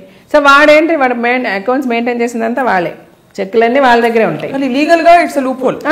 ఏంటంటే ఇచ్చేసాక డిస్క్లైమర్ ఇచ్చేయాలి అంటే. బట్ ఫస్ట్ ఆఫ్ ఆల్ ఆ చెక్స్ ఎట్లాగంటే మన సినిమాలో ఇట్లా బుక్కులు బాండ్లు ఇచ్చేస్తాం ఫైనాన్షియల్కి. We don't look at it with all the check. అది అలాగే ఏదో పేమెంట్ అంటే వాళ్ళు యాక్చువల్గా వాళ్ళు 20 lakhs ఏదో మాకు రావాలని పెట్టింది కూడా 2 లక్షల చెక్ ఒకటి, ₹1,00,000 చెక్ ఒకటి, 50,000 చెక్ ఒకటి. అంటే వీళ్ళు ఒక 5-6 చెక్లు అంటే మనం చిన్న పేమెంట్స్కి చెక్స్ ఇచ్చి తర్వాత డబ్బులు ఇచ్చేసి ఉంటాం. అది మనకు గుర్తు కూడా ఉండదు. అకౌంట్స్ మెయింటైన్ చేసినంత కూడా వాళ్ళే, they are one of the partners. So వాళ్ళు ఒక 5-6 చెక్కులని చేసుకొని అవి చెక్స్ బౌన్స్ చేసి, అసలు యాక్చువల్గా చెక్ బౌన్స్ కూడా అవ్వడానికి ఛాన్స్ లేదు. ఎందుకంటే చాలా ఓల్డ్ డేటెడ్ అవి, ఎప్పుడో 7-8 years తర్వాత మొన్న చేశారు వాళ్ళు. దాని తర్వాత కొత్త చెక్ లీవ్స్ ఏవో వచ్చాయి, చెక్ నెంబర్స్, పాన్ నెంబర్స్, ఇటన్నిటితో అవన్నీ కూడా ఏమి లేవు వాటికి. బట్ అయినప్పటికీ కూడా వాళ్ళు ఏదో మనకి ఉండే లూప్ హోల్స్ ఉన్నాయిగా లీగల్గా, ఏవో వాళ్ళు ఆ లూప్ హోల్స్ యూజ్ చేసి ఎవరికో డబ్బులు ఇచ్చి ఏది ఇచ్చి ఆ కేసు ఫైల్ చేసి అవి బౌన్స్ చేసి అది చేశారు. అది వాళ్ళకి వర్కౌట్ కాలే, వాళ్ళు ఓడిపోయారు కూడా కేసు. నేను ఆ రోజు కోర్టు బయటకు వచ్చి నేనే చెప్పా, నేను పైసా కూడా ఇవ్వను వాళ్ళకి. నేను ఇవ్వాలంటే ఇస్తా, నేను ఇవ్వాల్సిన అవసరం లేనప్పుడు నేను ఇవ్వను. ఎంత కేసు ఎన్నిసార్లు నేను కోర్టుకి రమ్మన్నా నేను వస్తా, I will fight this case అనే చెప్పాను. నేను ఫైట్ చేసా. నేను కనీసం ఒక 15-20 times నేను కోర్టుకి వెళ్ళాను. ఇప్పుడు క్లియర్ అయిపోయిందా? క్లియర్ అయిపోయింది. వాళ్ళకి వాళ్ళదే రాంగ్ అని అయిపోయింది, వచ్చేసింది. కానీ ఇప్పటికీ అది నెట్ లో మాత్రం ఉండిపోతుంది. అంటే ఇలాంటివి అంటే చాలా ఇరిటేటింగ్ గా ఉంటుంది. అంటే మీడియా అనేది టోటల్ కాన్సెప్టే మారిపోయిందేమో. అంటే మీరు పెట్టండి, you have all the Liberty, freedom, ఏమన్నా మీరు రాయొచ్చు, ఏమన్నా చేయొచ్చు. అంటే at the same time celebrities అయినంత మాత్రాన మేమైతే రోడ్ల మీద లేవు, మాకు పర్సనల్ లైఫ్ ఉంటుంది. ఉంటుందా ఉండదా? ఇప్పుడు ఎలాంటి సిచ్యువేషన్ అంటే, ఇప్పుడు నా కూతురు ఉంది, కాలేజ్కి వెళ్తుంది, తనకి ఎవరో ఏదో ఒక రాంగ్ మెసేజ్ పంపించారు ఫోన్లో అంటే నేను వెళ్ళి పోలీస్ స్టేషన్లో కంప్లైంట్ కూడా ఇవ్వలేను, బికాజ్ అది పెద్ద ఇష్యూ అయిపోతుంది భయం. అంతే. నెక్స్ట్ డే మొత్తం టీవీలో పేపర్లో జీవిత రాజశేఖర్ గారి కూతురు ఇట్లాగంటే, జీవిత రాజశేఖర్ అలాగంటే, జీవిత రాజశేఖర్ కూతురికి వచ్చిన మెసేజ్ ఇది ఎందుకు వచ్చింది, దీని వెనక ఎవరున్నారు, ఏమి అఫైర్స్ ఉన్నాయో, ఈ లెవెల్లో మొదలు పెడతారు కథలన్నీ. అంటే అట్లా వద్దు. అలాగే ఫ్యాక్ట్స్ తెలుసుకొని ఏదన్నా చేయండి మీరు. ఈ బతుకు జట్కా బండి కూడా అంతే. కరెక్ట్గా దాని తర్వాత ఏమైంది, ఆ న్యూస్ వచ్చిన కొన్ని రోజులకి నేను బతుకు జట్కా బండి మానేశానంటే మేము మానడం ఆల్రెడీ ఒక 2-3 months నుంచి నడుస్తుంది. బికాజ్ రాజశేఖర్ గారిది కొత్త మూవీ స్టార్ట్ అయింది, PSV గరుడవే కానీ, ప్రవీణ్ సప్తార్ గారి డైరెక్షన్లో. దానికి ప్రొడ్యూసర్స్ మా ఫ్రెండ్స్, అంటే రాజశేఖర్ గారి ఫాదర్స్ ఫ్రెండ్స్, వాళ్ళు చెన్నై వాళ్ళకి తెలుగు ఇండస్ట్రీ అంత తెలియదు. So they got in to movie making and వాళ్ళు ఏంటంటే మొత్తం నేనే చూసి పెట్టాలన్న కాన్సెప్ట్తో వచ్చారు. సో ఇదంతా జరుగుతున్నప్పుడు ఈ 2-3 months నేను ఫుల్ బిజీ ఉంటాను. సో నేను షూట్కి అటెండ్ కాలేను వాళ్ళకి. అట్లీస్ట్ నేను ఆ షోకి కంటిన్యూ చేయాలంటే మినిమం వీక్లీ 2 days అన్నా షూట్ చేయాలి. So which is not possible అని చెప్పి నేను వాళ్ళకి ముందు నుంచే చెప్తూ ఉన్నాను. ఒక 1 month ముందు నుంచే డిస్కషన్ జరుగుతూ ఉంటుంది. మధ్యలో ఇది అయ్యింది. తర్వాత నేను మానేసి నేను జార్జియా వెళ్ళిపోయాను. వాళ్ళు ఆల్టర్నేటివ్ మన గీత గారితో చేస్తున్నారనమాట. మళ్ళీ నేను వచ్చిన తర్వాత టైం చూసుకొని చేస్తానని. ఇంక మళ్ళీ దీని మీద కూడా మొత్తం మీడియాలో ఏంటి కేసు వచ్చింది కాబట్టి జీవిత గారిని తీసేసి గీత గారిని పెట్టారు, లేదా జీవిత గారు ఎక్కువ డబ్బులు అడిగారు. ఏంటి వీళ్ళందరూ వచ్చి నా ఇంట్లో చూసినట్టే, ఎవడు చూశాడు, ఎవడు చెప్పాడు, ఎవరు చేశాడంటే ఇద్దరు డిస్కస్ చేసుకుంటారు కదా మీరు డాక్టర్ గారు? చేసుకుంటాను. అది ఒక్కొక్కసారి ఇంతకుముందు అనిపించేసరి వీటికి కౌంటర్ ఇవ్వాలా అని మళ్ళీ చిచ్చి ఎవడో ఏదో వాక్కున్నాను మనం కౌంటర్ ఏంటి, ఎట్లా పోతే అట్లా పోతే. మీరే అడ్వైజర్స్ బయట వాళ్ళు మీ ఫ్యామిలీ కూడా? మాకే అడ్వైజర్స్, మేమే. నేను నాకు రాజశేఖర్ గారు, రాజశేఖర్ గారికి నేను. అవును. కానీ ఎప్పుడైనా డాక్టర్ గారు మిమ్మల్ని షాప్కి తీసుకెళ్ళి చేరుకొని పెట్టారా? ఎప్పుడు ఆయనే కొంటారు. సెలెక్ట్ చేస్తారా? నేను కట్టే ప్రతిసారి రాజశేఖర్ గారు సెలెక్ట్ చేయాల్సిందే అన్ని. అసలు ఏది కూడా తను సెలెక్ట్ చేయని చీర నేను కట్టుకుంటే వెంటనే ఆయన తెలిసిపోతుంది. ఎప్పుడైనా మా చెల్లి వాళ్ళు ఏదైనా గిఫ్ట్ చేశారనుకోండి, అది మామూలు బ్లౌజ్ కుట్టించి నేను కట్టుకుంటే ఈ చీర నేను సెలెక్ట్ చేయలేదా అంటారు, అంత గుర్తుంటుంది తనకి. అబ్బా, వెరీ రేర్ క్వాలిటీ. అవును, చాలా మంది చెప్తారు అనమాట. నేను నా ఫ్రెండ్స్ చాలా మంది నీ చీర చాలా బాగుంది, ఎలాగ ఎక్కడ వెళ్ళి కొనుక్కున్నావు, ఎవరు సెలెక్ట్ చేస్తారంటే మా ఆయన్ని తీసుకెళ్ళండి అని చెప్తాను నేను. సెలెక్షన్ మరి తనే చేస్తారు. అంటే అది ఎట్లా ఇప్పుడు నార్మల్గా ఎప్పుడంటే మనం చీరలు కొనుక్కోవడం ఎట్లా ఉంటుంది, ఎప్పుడైనా వెళ్ళి 1-2 డబ్బులు ఉన్నప్పుడు వెళ్తాం, కొంటాం, చూస్తాం, అట్లా కదా. నాకు అట్లా ఉండదు. నా శారీ పర్చేసింగ్ అంతా ఎప్పుడు తనకి టైం ఉంటే అప్పుడు వెళ్తే ఒకేసారి ఒక 20 చీరలు, 15-20 శారీస్ అయితే 30 అట్లా కొనేస్తా తనకి నచ్చినవన్నీ. ఆ షాప్లో వెళ్తే చాలాసేపు ఒక 4-5 hours ఉంటాము. తనకి టైం ఉన్నప్పుడు వెళ్ళి తనకి నచ్చిన శారీస్ అన్ని కొనేస్తారు అనమాట. అట్లా నాది కాన్స్టెంట్ షాపింగ్ ఉండదు. వన్స్ ఇన్ కొనేస్తారు. అలా మీరు కూడా ఆయన కోసం షాప్ చేస్తారా? ఆయన సెలెక్షన్ అంటే ఇద్దరమే కలిసే వెళ్తాం మోస్ట్లీ. లేదు నేను ముందు వెళ్ళి సెలెక్ట్ చేసి పెట్టాక తను వచ్చి చూస్తారు. మోస్ట్లీ మా ఇద్దరి టేస్ట్ ఒకేలా ఉంటుంది. శారీస్ అవనివ్వండి తన. ఎలా డిస్క్రైబ్ చేస్తారు మీ ఇద్దరి బంధాన్ని? బికాస్ ఇట్స్ మామూలు భార్యాభర్తల మధ్య ఉండే బంధం కంటే చాలా డీప్. అవునండి, నాకు నిజంగా I have no word to describe. చాలా మంది అడుగుతారు నన్ను, చాలా ఫాట్ అంటే మెనీ టైమ్స్ ఈ fights with me, I never fight. అదే చెప్తా కదా, when both hands join only fight. So when the other hand is not there, ఈ హ్యాండ్ ఎంతసేపు ఫైట్ చేయలేదు.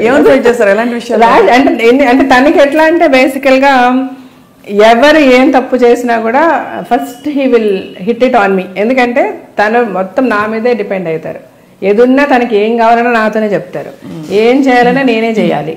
సో రాజశేఖర్ గారు ఇంకోటి ఏంటంటే ఆయన చాలా పర్ఫెక్షనిస్ట్. 1కి 10 సార్లు చెప్తారు, ఇంకా మళ్ళీ 11th టైం మిస్టేక్ చేస్తే మటుకు తనకు చాలా కోపం వస్తుంది. హీస్ లిటిల్ షార్ట్ టెంపర్డ్ కూడా. తనకి ఏంటంటే రిపీటెడ్గా మిస్టేక్స్ చేస్తే ఒకసారి చెప్తావు, 2 సార్లు చెప్తావు, 3 సార్లు చెప్తారు. దెన్ వై ఇన్నిసార్లు చెప్పిన తర్వాత కూడా ఆ మిస్టేక్ ఎందుకు జరుగుద్ది? ఆయన పాడేం చేయలేరు, దానికి చాలా కోపం వస్తుంది. బట్ నేనేంటంటే మిస్టేక్స్ ఎంత మీరు చెప్పినా నేను క్వైట్ ఆపోజిట్గా బిలీవ్ చేస్తా. మీరు ఎంత చెప్పండి, ఎన్నిసార్లు మీరు కరెక్ట్ చేయండి, 4 సార్లు కరెక్ట్గా చేస్తారో 5వ సారి ఏదో మిస్టేక్ చేస్తారు. అది పని వాళ్ళు అవనివ్వండి, ఎవరవనివ్వండి. That's like human tendency. అది that is what is the fact. ఆ ఫ్యాక్ట్ మనం యాక్సెప్ట్ చేస్తే మనం పీస్ఫుల్గా ఉండొచ్చు. పని వాళ్ళ పని అవనివ్వండి, ఏదో అవనివ్వండి. బయట ఎంత అమేజింగ్ క్వాలిటీస్ అండి మీరు చెప్తున్నవి. One is being a strong woman. Strong strong strong అని మనం ఒకే ప్రకటనలో బీ స్ట్రాంగ్ అని మనం కొటేషన్స్ చూస్తాం ఫేస్బుక్ లో. You are actually living example. ఒకటి మీ ఫ్రెండ్స్ ని మా ఆయన్ని షాపింగ్ తీసుకెళ్ళండి అని వదిలేస్తారు. మీ ఆయన ఐ మీన్ ఏదైనా వచ్చి మీకు చెప్పుకునే అంత చొరవ, అంత ఫ్రీడమ్ ఆయనకి ఇచ్చారంటే మీరు స్టేబుల్ గా ఉన్నారు. విత్ మై చిల్డ్రన్, నేను నాకు 2 కూతుర్లు, వాళ్ళతో కూడా అదే చెప్తా. అంటే ఒక ఏజ్ తర్వాత పిల్లలకైనా కూడా ఎవరికన్నా కూడా ఫోర్స్ చేస్తే ఏది నడవదండి లైఫ్లో. అది ఎవరవనివ్వండి, నీ భర్త అవనివ్వండి, మీ పిల్లలు అవనివ్వండి. నా హస్బెండ్ని కూర్చోబెట్టి నువ్వు ఇంకొక అమ్మాయి తెల్లకూడదని నేను బెత్తం పట్టుకొని కొట్టినంత మాత్రాన వెళ్ళకుండా ఉండడు. Will it happen? No. So సైకలాజికల్గా తను ఫీల్ అవ్వాలి, ఓకే హార్ట్ఫుల్గా నో, నా వైఫ్, నా ఫ్యామిలీ, నా పిల్లలు, నా లైఫ్ ఇది, నేను ఈ తప్పు చేస్తే నేను ఇట్లా సఫర్ అవుతాను అన్నది నువ్వు జెన్యున్గా ఫీల్ అయితే తప్ప నువ్వు ఎంత కొట్టుకున్నా కూడా ఆ మనుషుల మార్పు రాదు. సో అది తెప్పించగలిగితే తెప్పించే విధంగా మనం బిహేవ్ చేసి ఆ సర్కమ్స్టాన్సెస్ క్రియేట్ చేసి అప్పటికే వాళ్ళు అర్థం చేసుకోకుండా పిచ్చి పనులు చేస్తే అలాంటి వాళ్ళని వదిలేయాలి. అలాంటి వాళ్ళ గురించి ఇంకా పట్టించుకోకూడదు. అది మేబీ ఇనీషియల్గా కొంచెం పెయిన్ ఉండొచ్చు, అరే వదిలేసామని పోతే పోయింది, వాళ్ళ జీవితంలో మారరు. ఇంకా పిల్లలైనా అంతే. ఒక లెవెల్ తర్వాత వాళ్ళకి మీరు ఇది చెయ్యండి, ఈ బట్టలు వేసుకో, లేకపోతే ఈ చదువు, లేకపోతే నువ్వు ఇలా వాళ్ళతో మాట్లాడక, నీ బిహేవియర్ ఇలా ఉండాలి అని మీరు ఎంత బలవంత పెట్టే కొద్దీ వాళ్ళకి మనకి మధ్య గ్యాప్ పెరిగిపోతుంది. ఆ తర్వాత నుంచి వాళ్ళు they start lying to us, మనకు అబద్ధాలు చెప్పడం మొదలు పెడతారు. ఆ పరిస్థితి మనకు కల్పించుకుంటారు. మమ్మీ ఓకే, అమ్మ ఒప్పుకోదు, నాన్న ఒప్పుకోడు, సరే ఇలా చెప్పి ఇలా చేద్దాం అన్నది క్రియేట్ చేసిన రోజు వాళ్ళు మన చేతుల్లోంచి వెళ్ళిపోయినట్టే.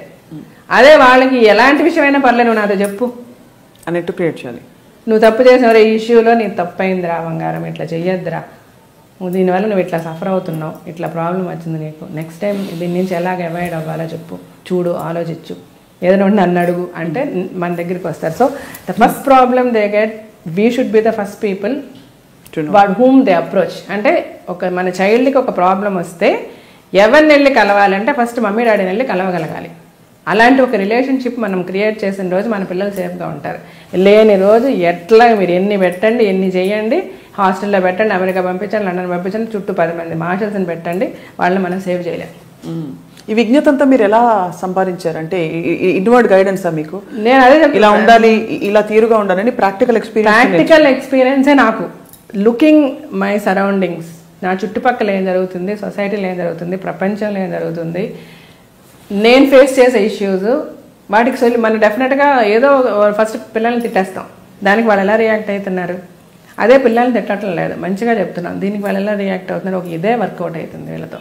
సో ఇలాగే ఉందాం ఈ క్యారెక్టర్తో, ఈ క్యారెక్టర్ ఎట్లా బిహేవ్ చేస్తుంది, ఈ క్యారెక్టర్ బిహేవ్ ఇలా ఉంది కాబట్టి ఈ క్యారెక్టర్కి ఇలా చెప్తేనే నడుస్తుంది అని అలాగే అంతే అంతే సింపుల్. ఒకలా చూస్తే చాలా డీప్ ఫిలాసఫీ ఇంత ప్రాక్టికాలిటీ మీరు పాటించేది.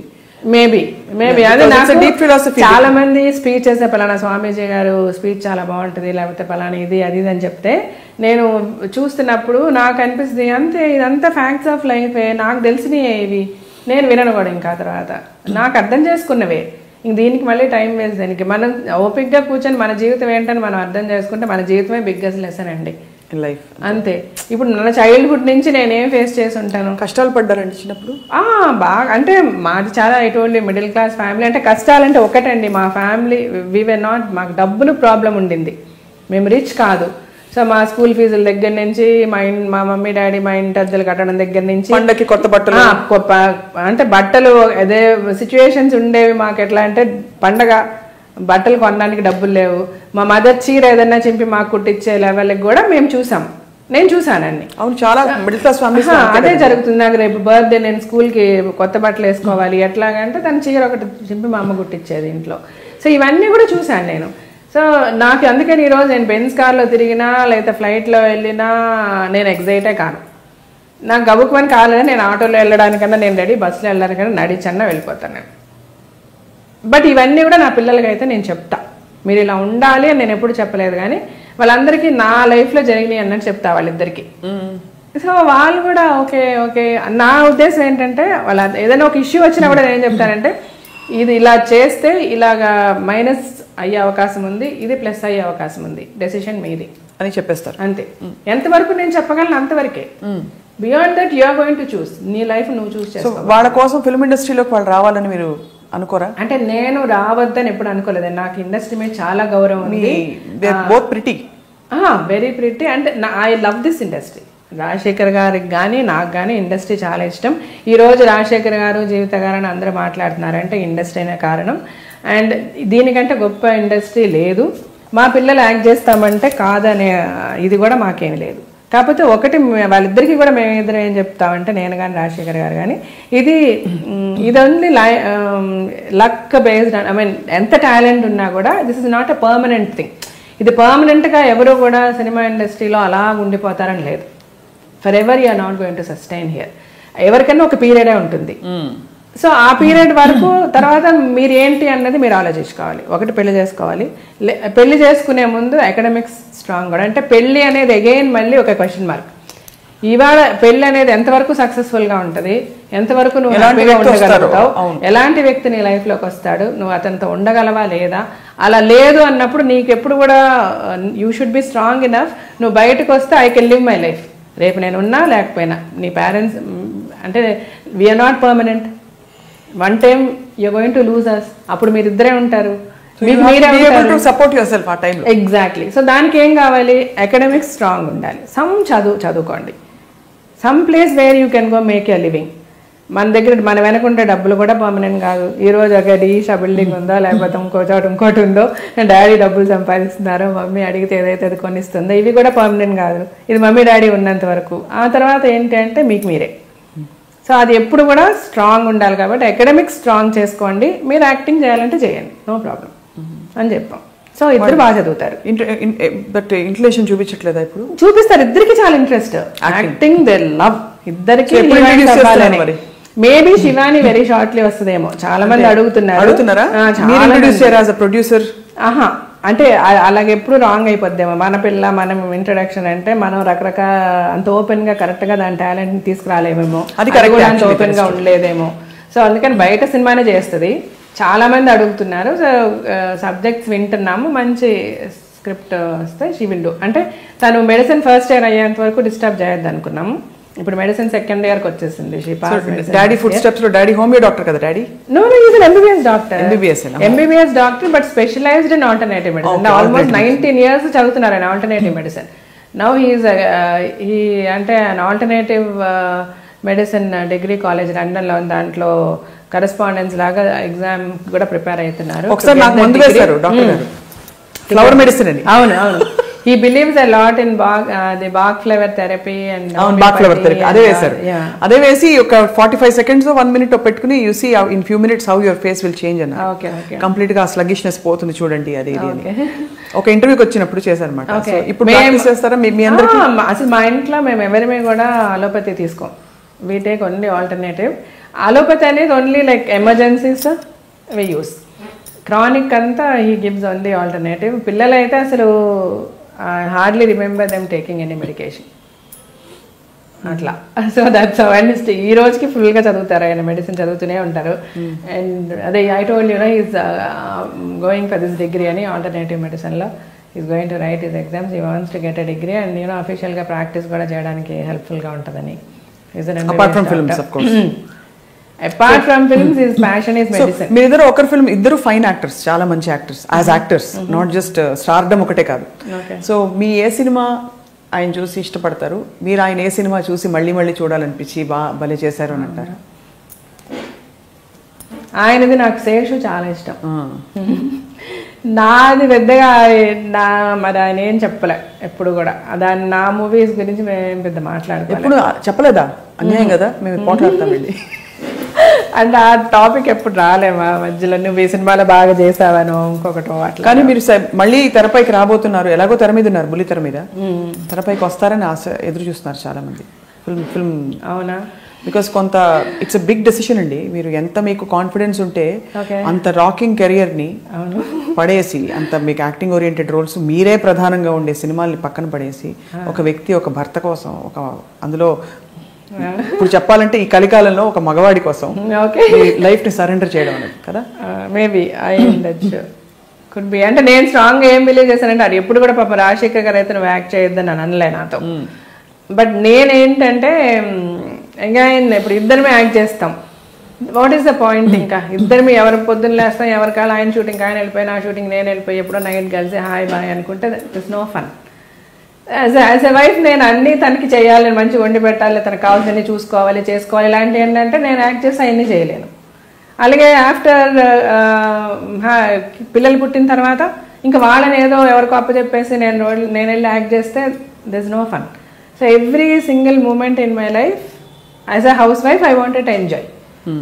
నా పిల్లలు నేనైతే శివాత్మిక అయితే అసలు అలాగా పెంచాం మేమిద్దరివి, లైక్ తను కానీ నేను కానీ ఇద్దరివి కూడా. అది షూట్ అయిపోయిన వెంటనే తను రావడం. సో వీరి అంటే నాకు ఒక్కటి మటుకు నేను చాలా హ్యాపీగా ఫీల్ అవుతా. We enjoyed every minute, every second of our married life or as mother and father with our kids till today. That's the greatest statement from a... Exactly, maybe yes. It's like from my heart. And then nijanga chala I feel so nice about it. కళ్ళలో మీకు ఆనందం కన్నీరు అన్నీ వచ్చేస్తున్నాయి. So అక్కడెక్కడ నాకు అందుకని ఇందులో నేను ఏదో అది యాక్టింగ్ మిస్ చేశానని ఏ రోజు కూడా నాకు అనిపించలే, అస్సలు అనిపించలే. యూ హ్యావ్ ఫుల్ఫిల్డ్ లైఫ్ కదా జీవిత గారు. అదే చెప్తున్నా, I have a very fulfilled life and I'm so grateful to God for that. నిజంగా నేను అండ్ మీరు డెస్టినీ గురించి అన్నారు కదా, నేను డెస్టినీ చాలా బిలీవ్ చేస్తా, చాలా నమ్ముతాను. ఎన్ని మలుపులు తిరిగి ఉండొచ్చు, ఎక్కడెక్కడ ఏదైతే జరుగుండొచ్చు, ఏదైనా. మీకు అలా సంబంధాలు రాలేదా అంతకు ముందు డాక్టర్ గారి ముందు? అంటే లేదు, అంటే అసలు అట్లా నేను ఇంకా అసలు చాలా తక్కువ చిన్న వయసులోనే అయిపోయాను. పెళ్లి చేసుకున్నాం రాజశేఖర్ గారు అని. ఇంకెప్పుడు కూడా అసలు మ్యారేజ్ సైడ్ అనేది ఇంకా యారు ఒప్పినాడు వర్లియా? అదే చాలా మంది చెప్తారు కదా, మన యాక్ట్ చేసేటప్పుడు లెటర్స్ కానీ ఫ్యాన్స్ కానీ నాకు ఈక్వల్ గా ఉంటాయి. అండ్ యాజ్ యూజువల్ చాలా మంది ఫ్లర్టింగ్ అనేది ఉంటది.